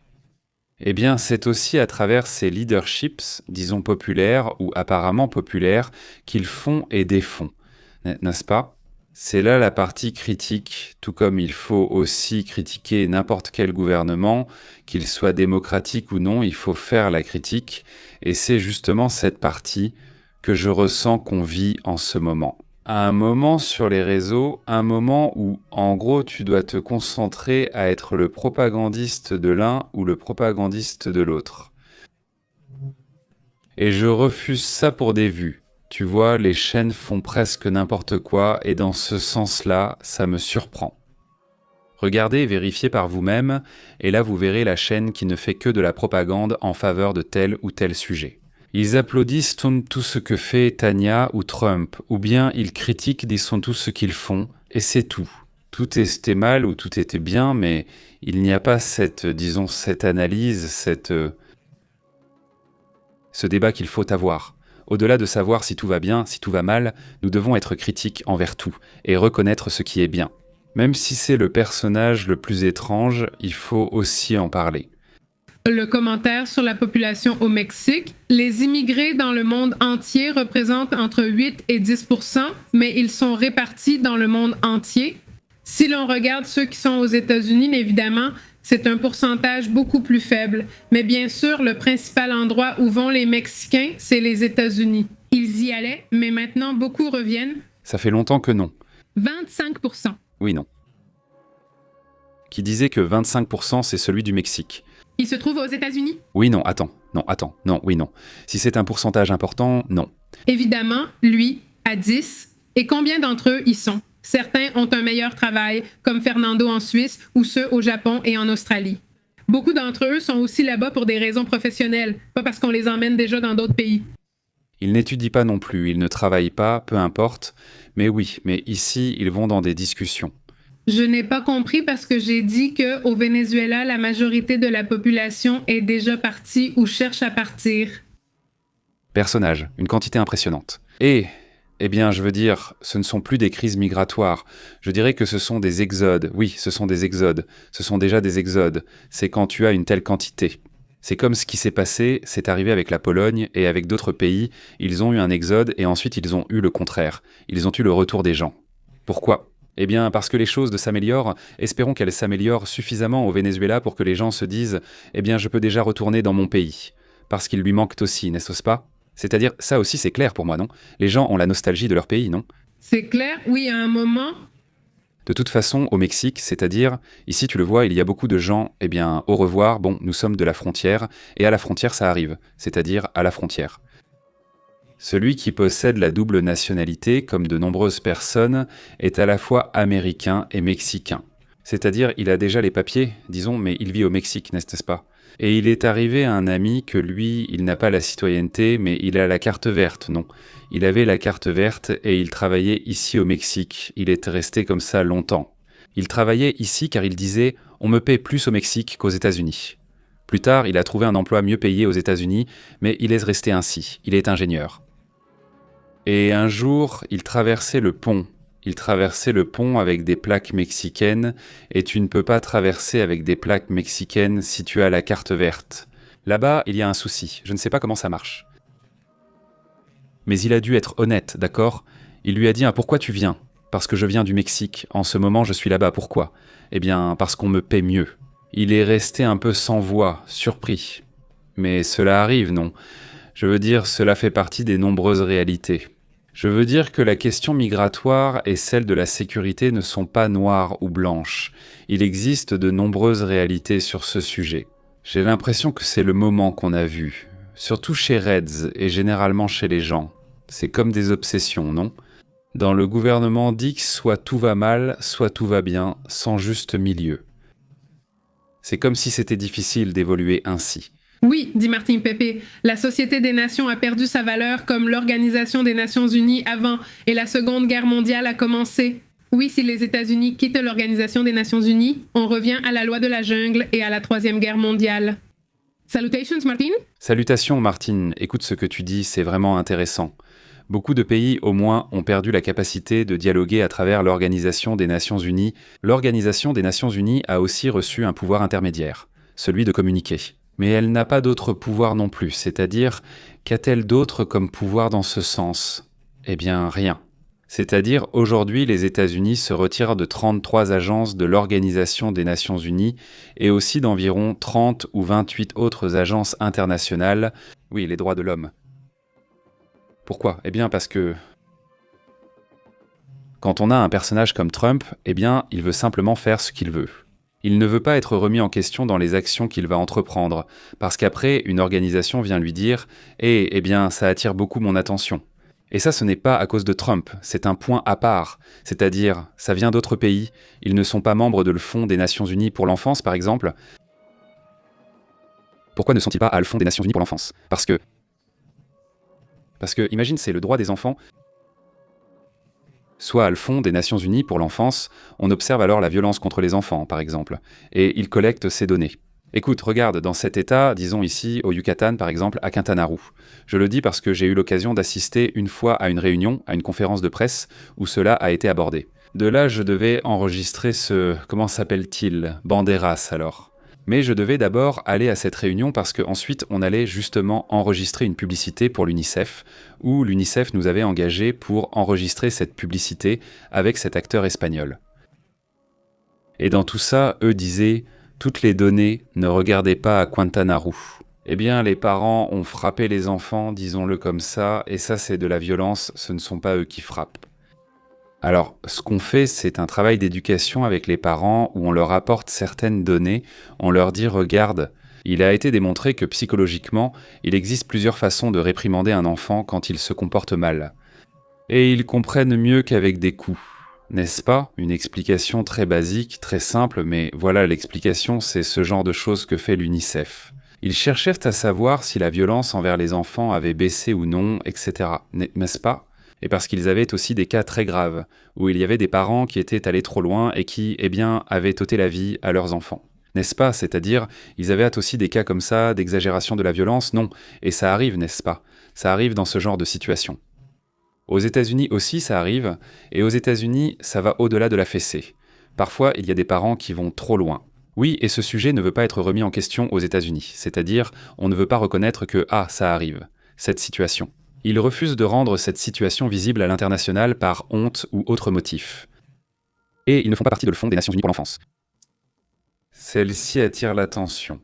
Ce sujet n'appartient à rien. Dans d'autres pays, on le voit comme un problème du premier monde, ni vraiment bien, ni vraiment du premier monde. Car on respecte davantage les droits des enfants et adolescents. En parlant du premier monde, ce que disait... Comment il s'appelle ? L'ancien gouverneur ? Jesse Ventura ? Non. Oui, aujourd'hui, il a vraiment remis le ICE et le gouvernement des États-Unis à leur place. Quel personnage impressionnant et fou, non ? Oui, c'est un personnage vraiment fou, mais en ce moment, il paraît raisonnable comparé à tout le gouvernement des États-Unis, dit José Méndez. Est-ce vrai que Boston va lancer ? Ils vont ? Que c'est vrai, Boston, les Russes vont lancer un missile ? Orechnik, non, ce n'est pas vrai. José, salut, c'est Beto Blue. Comme mon homonyme, je vous regarde souvent en différé et je mets toujours un pouce en l'air. Merci beaucoup. Merci beaucoup, salutations. Regarde ce que publie le New York Post, par exemple, ça fait partie des publications qui sont sorties en ce moment, il dit. Gouverneur du Minnesota et légende de la World Wrestling Federation, Jesse Ventura affiche sa fierté envers les manifestants anti-ACE à Minneapolis. C'est donc un personnage qui a été républicain, qui a toujours été, disons, assez conservateur, mais pas vraiment de l'aile trumpiste. Actuellement, il est très en colère contre la situation. On voit qu'il a changé, Jesse Ventura est déjà très différent. Comme il est déjà grand, eh bien oui, il dit « c'est bon, oui ». Oui. Ça a l'air super bien, dit Tavi. Voyons la vie d'un Vénézuélien, voyons ce qu'il dit. Nous, les Vénézuéliens qui sommes à l'étranger, nous sommes presque 8 millions et nous soutenons nos familles là-bas. Si nous ne le faisions pas déjà, il ne resterait plus rien du Venezuela, dit-il. En fait, il y a 2 aspects. Et il dit, en tant que Vénézuélien vivant aux États-Unis, j'ai pris ceci. Trump va faire partir Maduro, mais par sentiment patriotique, je ne défendrai jamais la façon dont les États-Unis ont violé notre souveraineté, dit-il. Il aurait mieux valu une attaque avec un missile direct et précis. Voilà ce qui se passe. Évidemment, ça t'agace qu'un autre pays s'immisce dans le tien, non? Mais tu comprends aussi la situation? Ce n'est pas aussi simple que de dire « Ah, c'est blanc ou c'est noir », non? Et c'est ce que je trouve assez juste d'entendre ici dans les commentaires, dans ce cas de Tavi, à qui j'adresse un salut chaleureux. Oui, exactement. Je veux dire, ce n'est pas Saturne. De toute façon, pour quand? Quand certains ici au Mexique disent non, oui, que le Mexique intervienne et agisse contre le trafic, etc., contre les narcotrafiquants. Oui, mais tu sais comment sont ces opérations? Dans ces opérations, on n'agit pas seulement contre les trafiquants, mais on agit aussi de façon indiscriminée, c'est-à-dire allons-y. Là, t'as un bouclier contre les civils? Ce n'est pas comme si les trafiquants étaient là-bas et la population ici. Non, ils se mélangent et vivent parmi toute la population. Malheureusement, non. Et donc, tu mets évidemment des civils en danger. Ce n'est pas une guerre contre une armée, mais contre des individus habillés en civil, agissant et se déplaçant parmi la population. Écoute, utiliser le renseignement, parfait, excellent, avec du renseignement, c'est très bien, mais le problème, c'est de vouloir envoyer des troupes, ça évidemment, là oui, d'après ce que j'ai vu chez d'autres, eh bien, des politiciens d'autres partis, qui ne sont pas ceux actuellement au pouvoir, eh bien, eux aussi ont été très opposés à cette situation depuis longtemps.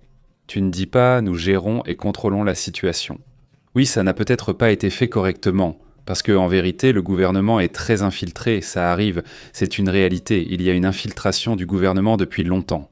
Je pense qu'il faut effectivement exercer une pression, c'est-à-dire qu'il est normal qu'un pays fasse pression sur un autre. C'est comme pour dire « écoute, prête attention à tout le problème, pour voir si les choses s'améliorent ainsi ». Il me semble que cette pression est logique, elle est diplomatique, elle peut même être commerciale, car au final, chacun défend ses propres intérêts. Oui, si le Mexique veut aussi opérer un changement pour éviter que cela ne se produise, eh bien il faudrait aussi que cela se fasse. Et ce changement, eh bien, ce n'est pas seulement faire ce que Calderón a essayé de faire à l'époque, attaquer de façon brutale, mais il faut le faire avec beaucoup d'intelligence. Je pense qu'à ce jour, ce qu'on a vu de celui-ci, comment il s'appelle? Celui de la sécurité? Celui-là? Son nom déjà? Celui-ci, ici au Mexique? Ah, c'est comme ça que ça s'est... On a essayé de faire et ça se passe, et celui-ci a été à Harfouch, d'accord? Pas en essayant, il a fait des mouvements qu'on connaît. Les services de renseignement des États-Unis sont impliqués? Oui, c'est bien le cas. Marco Rubio a dit il y a quelques semaines qu'il n'y a aucun pays au monde qui fait plus que les États-Unis et le Mexique sur la question du trafic. Alors, parce que, je veux dire, la réalité que nous voyons ici ne correspond pas soudainement à celle que décrit ce Marco Rubio. Mais en même temps, tu dis ici à Ocaso, à Marco Rubio, qui dit qu'ils font bien les choses par rapport à ce qui se passe au Michoacán ou à ce qui se passe au Sinaloa. Ou à ce que c'est, ou à ce que dit le Trump aujourd'hui. Non, oui, qui dit que les choses vont bien du côté et que tout est de mèche. Ici, à la Ocaso, chacun raconte sa version, où on me demande « Eh Pépé, est-ce qu'on est à la Ocaso ?» Je ne le vois pas ainsi ici. Mais si tu demandes à quelqu'un du Michoacán, il va te dire que oui. Il va dire oui, n'est-ce pas? Que la situation est grave, en Basse-Californie ou ailleurs, où on dit aussi que c'est terrible. Francisco Arce confirme l'évacuation de la station spatiale. Écoute, ce qui se passe, c'est qu'il y a un astronaute qui a une condition médicale. Les astronautes restent là-bas environ 6 à 8 mois. Oui, ils n'ont pas dit qui était l'astronaute ni quelle est sa condition médicale, mais ils devaient faire une sortie dans l'espace. Ils l'ont annulé quand ils ont vu qu'il avait ce problème, mais ils n'ont rien dit. Ils réfléchissent encore à savoir s'ils vont le ramener sur Terre ou s'il peut rester à la station spatiale. Là-bas, ils ont du matériel médical, mais c'est tout. Le strict minimum, vraiment le plus basique. Imagine-toi, ils doivent partir. Ils n'y pensent pas, ne considèrent même pas cette option. Dit Alex, mais vont-ils parler avec Gérès? dit Krantz, commentaire. Ma tante est citoyenne américaine et elle a abandonné un fils au Mexique, puis elle est allée le chercher et il avait déjà 20 ans à Tijuana, elle lui a dit la vérité. L'agent de l'immigration et le fils, sans visa ni rien, l'ont laissé passer ici. Oui, il y a des cas comme ça où, tout à coup, ce qui se passe au final, c'est une réalité qu'il faut aussi se rappeler. Dans l'article, on parle des défis, on ne parle pas des disputes, des problèmes. Mais au milieu de tout ça, il y a plein de situations qui sont plus humaines et qui sont peut-être moins visibles, non, mais qui sont là aussi, n'est-ce pas ? Celui-ci dit « Salutations à Elias, comment vas-tu Elias ?»« Salutations Tapatia Plus, comment vas-tu ? Tu n'étais pas venu ces derniers jours, n'est-ce pas ? Je ne t'ai pas vu 1 ou 2 jours. » Elle dit « J'espère que tout va bien et que ça s'est résolu. Pour la tablette ?»« Oui, dit Martin Gutiérrez Pepe. Si un Américain intervient et attaque les cartels mexicains, enfin les soldats, je ne sais pas, que se passerait-il ? Ça te dérangerait ou tu l'accepterais ? » Évidemment, ça me dérangerait. Je veux dire, ce sont des soldats, si ce sont des soldats et qu'ils n'ont pas de permission, encore plus, non ? Je veux dire, écoute, tu sais qu'il y a eu une opération de renseignement ? Je ne sais pas quoi. Le gouvernement mexicain a collaboré, ils ont travaillé ensemble là-bas. Ça me paraît parfait parce que le problème est grave, la situation est vraiment très sérieuse. Écoute, tu sais qu'ils ont fait une opération dans la Sierra où il y avait une base de ce groupe ? Et je ne sais pas quoi, oui, ça a été fait. Ça se fait exactement. En fait, très souvent, on fait le rapport, non ? Du genre, écoute, il s'est passé ça, et puis après, dans des rapports aux États-Unis, ils disent « Nous avons fait ce travail, je ne sais pas quoi ». Ici, le gouvernement mexicain dit « Ah, regarde, nous avons fait ça seul, non ?» Et les États-Unis félicitent. Et en réalité, ce qu'ils disent là-bas, c'est que nous l'avons fait ensemble, n'est-ce pas ? Oui, mais ici, on voit, c'est logique. Ici, celui qui le présente est différent, selon le public, selon le pays. Non, alors ça dépend comment ce serait. Et ils sont entrés sans autorisation, de force, n'est-ce pas ? Ah, évidemment, non, personne. Là, je pense vraiment que personne ne serait d'accord pour qu'on entre comme ça de force, non ? Dans un pays, donc ça, je pense que c'est normal, disons, non ? Il dit... Il faut commencer à penser à la création d'une nouvelle organisation des Nations Unies une fois que tout ce désastre sera normalisé. Et j'espère que nous apprendrons des erreurs commises et omises. Il devrait en être comme... L'Argentin qui était Raphaël, lui, il veut ça, il veut changer. L'Organisation des Nations Unies dit qu'en ce moment, elle est ainsi, elle est irrélevante. Ce grossier a été assez direct sur le sujet. Je ne sais pas si vous avez vu les dernières publications qu'il a faites à ce sujet, mais en gros, c'est ça. C'est-à-dire parce qu'il l'a vécu. Oui, lui, il l'a vécu avec toute la question du nucléaire, de l'Iran et tout ça. C'est-à-dire, et d'un côté, beaucoup aimeraient que l'Organisation des Nations Unies fasse quelque chose, c'est-à-dire, ils critiquent l'Organisation des Nations Unies en disant que ça ne sert à rien. Oui, ils disent ça, non. Oui, et ces mêmes personnes qui disent que ça ne sert à rien. Quand tu leur dis, alors on donne plus de pouvoir à l'Organisation des Nations Unies, non, il ne faut pas leur donner plus de pouvoir. Alors, voyons, Alors mettez-vous d'accord. Nous devons décider. Soit l'Organisation des Nations Unies doit avoir plus de pouvoir pour être utile, n'est-ce pas ? Oui, Mais cela doit être contraignant. Nous ne voulons pas que l'Organisation des Nations Unies soit puissante. Alors pourquoi te plains-tu qu'elle ne sert à rien ? Si tu ne veux pas qu'elle serve, il faut choisir. Soit on veut qu'elle serve et on lui donne du pouvoir, soit on s'en passe. Ou alors elle reste simplement une institution purement décorative, en gros, donc qu'est-ce qu'on veut, et voilà.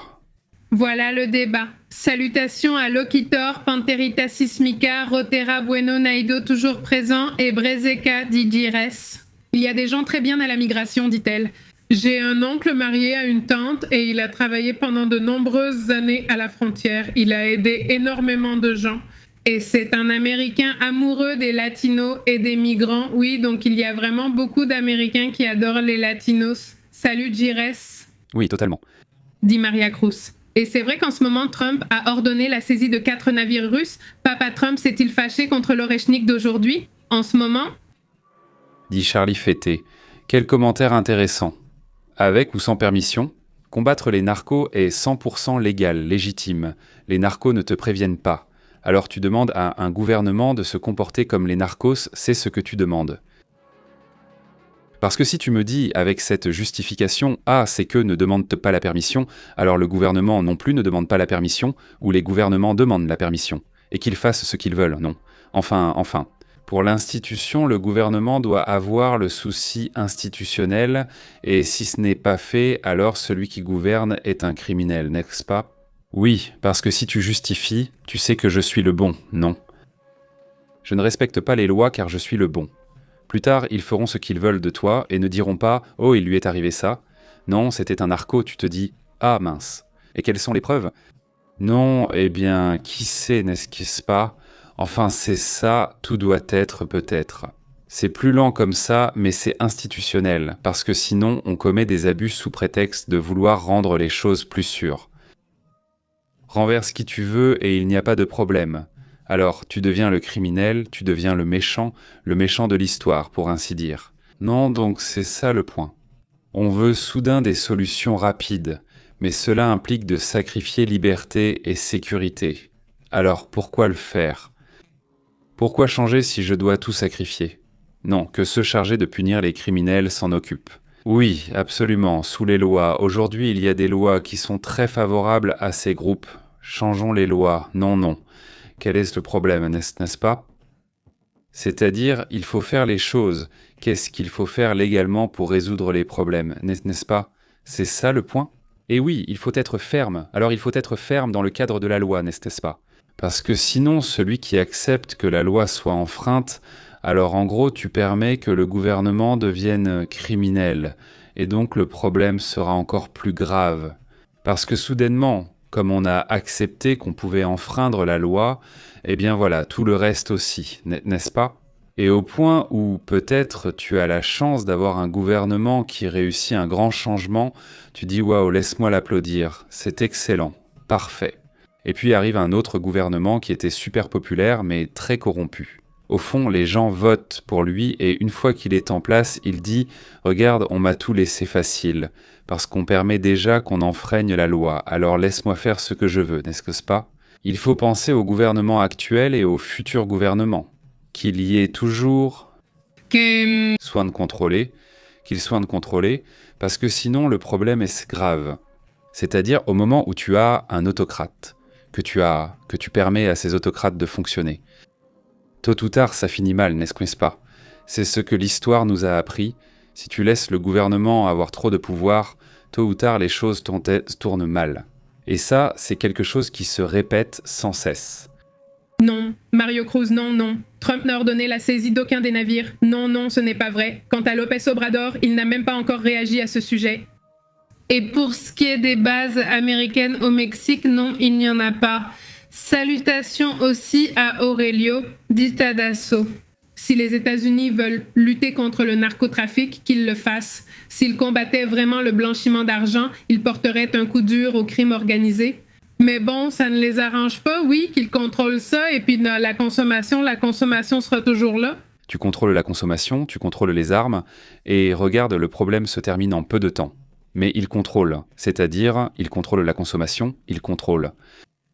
Si tu me disais « Eh, mais regarde Pépé, ici il y a plein de campagnes de sensibilisation pour que les gens ne consomment pas de drogue. Regarde, ici il y a plein d'organismes et il y a beaucoup de budget pour travailler psychologiquement avec les addicts. Ils travaillent énormément. Les médias, séries, films, tous tentent de te sensibiliser pour que tu cesses de consommer, pas seulement d'arrêter la drogue. Ils travaillent vraiment pour calmer toute cette situation, n'est-ce pas ? Tu dirais qu'il y a toujours des problèmes. Alors tu dirais, écoute, tu sais quoi? Eh bien peut-être, mais non, rien n'est fait, c'est-à-dire qu'il n'y a pas vraiment d'efforts importants, significatifs, pour changer ce sujet-là, n'est-ce pas? Quoi d'autre? Salutations à Max, et aussi à Ophé, comment vas-tu Ophé? Voyons qui me manque ici. Désolé, ça s'est bloqué pour Ricardo Sandoval qui salue depuis le Panama. Salut Ricardo. Salutations Ricardo, il dit. Trump, dans son plan de dur, au moins, il a envoyé dans l'autre monde 100 personnes qui n'avaient rien à voir. Non, non. Oui. Oui, ils étaient inconcernés. Pourquoi dire le contraire? Ce ne sont pas 100 personnes qui l'affirment. Dieudonne Cabello, le personnage le plus sombre du Venezuela, on va vraiment croire à la parole de Dieu Cabello. Les rapports évoquent 40 personnes, dont 32. Les Cubains eux-mêmes ont publié les images, montrant tous les Cubains. Ce ne sont pas des gens qui ne font pas partie du système, c'est-à-dire qu'ils sont impliqués dans le problème, non? Et malheureusement, oui.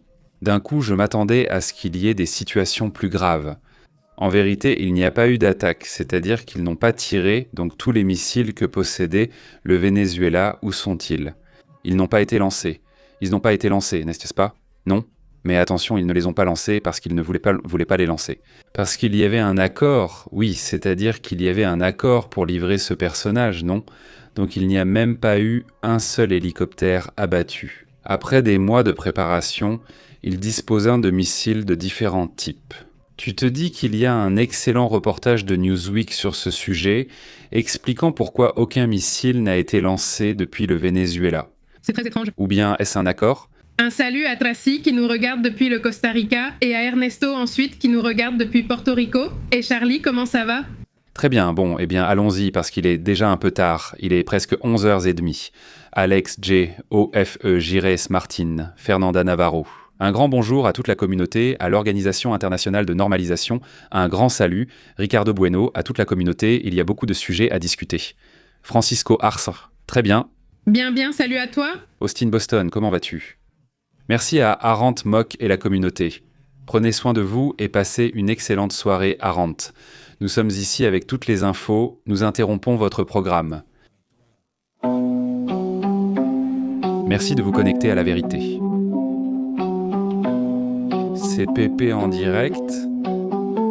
La vérité est intense, l'insolite est réel. Ici nous l'analysons, perspective globale.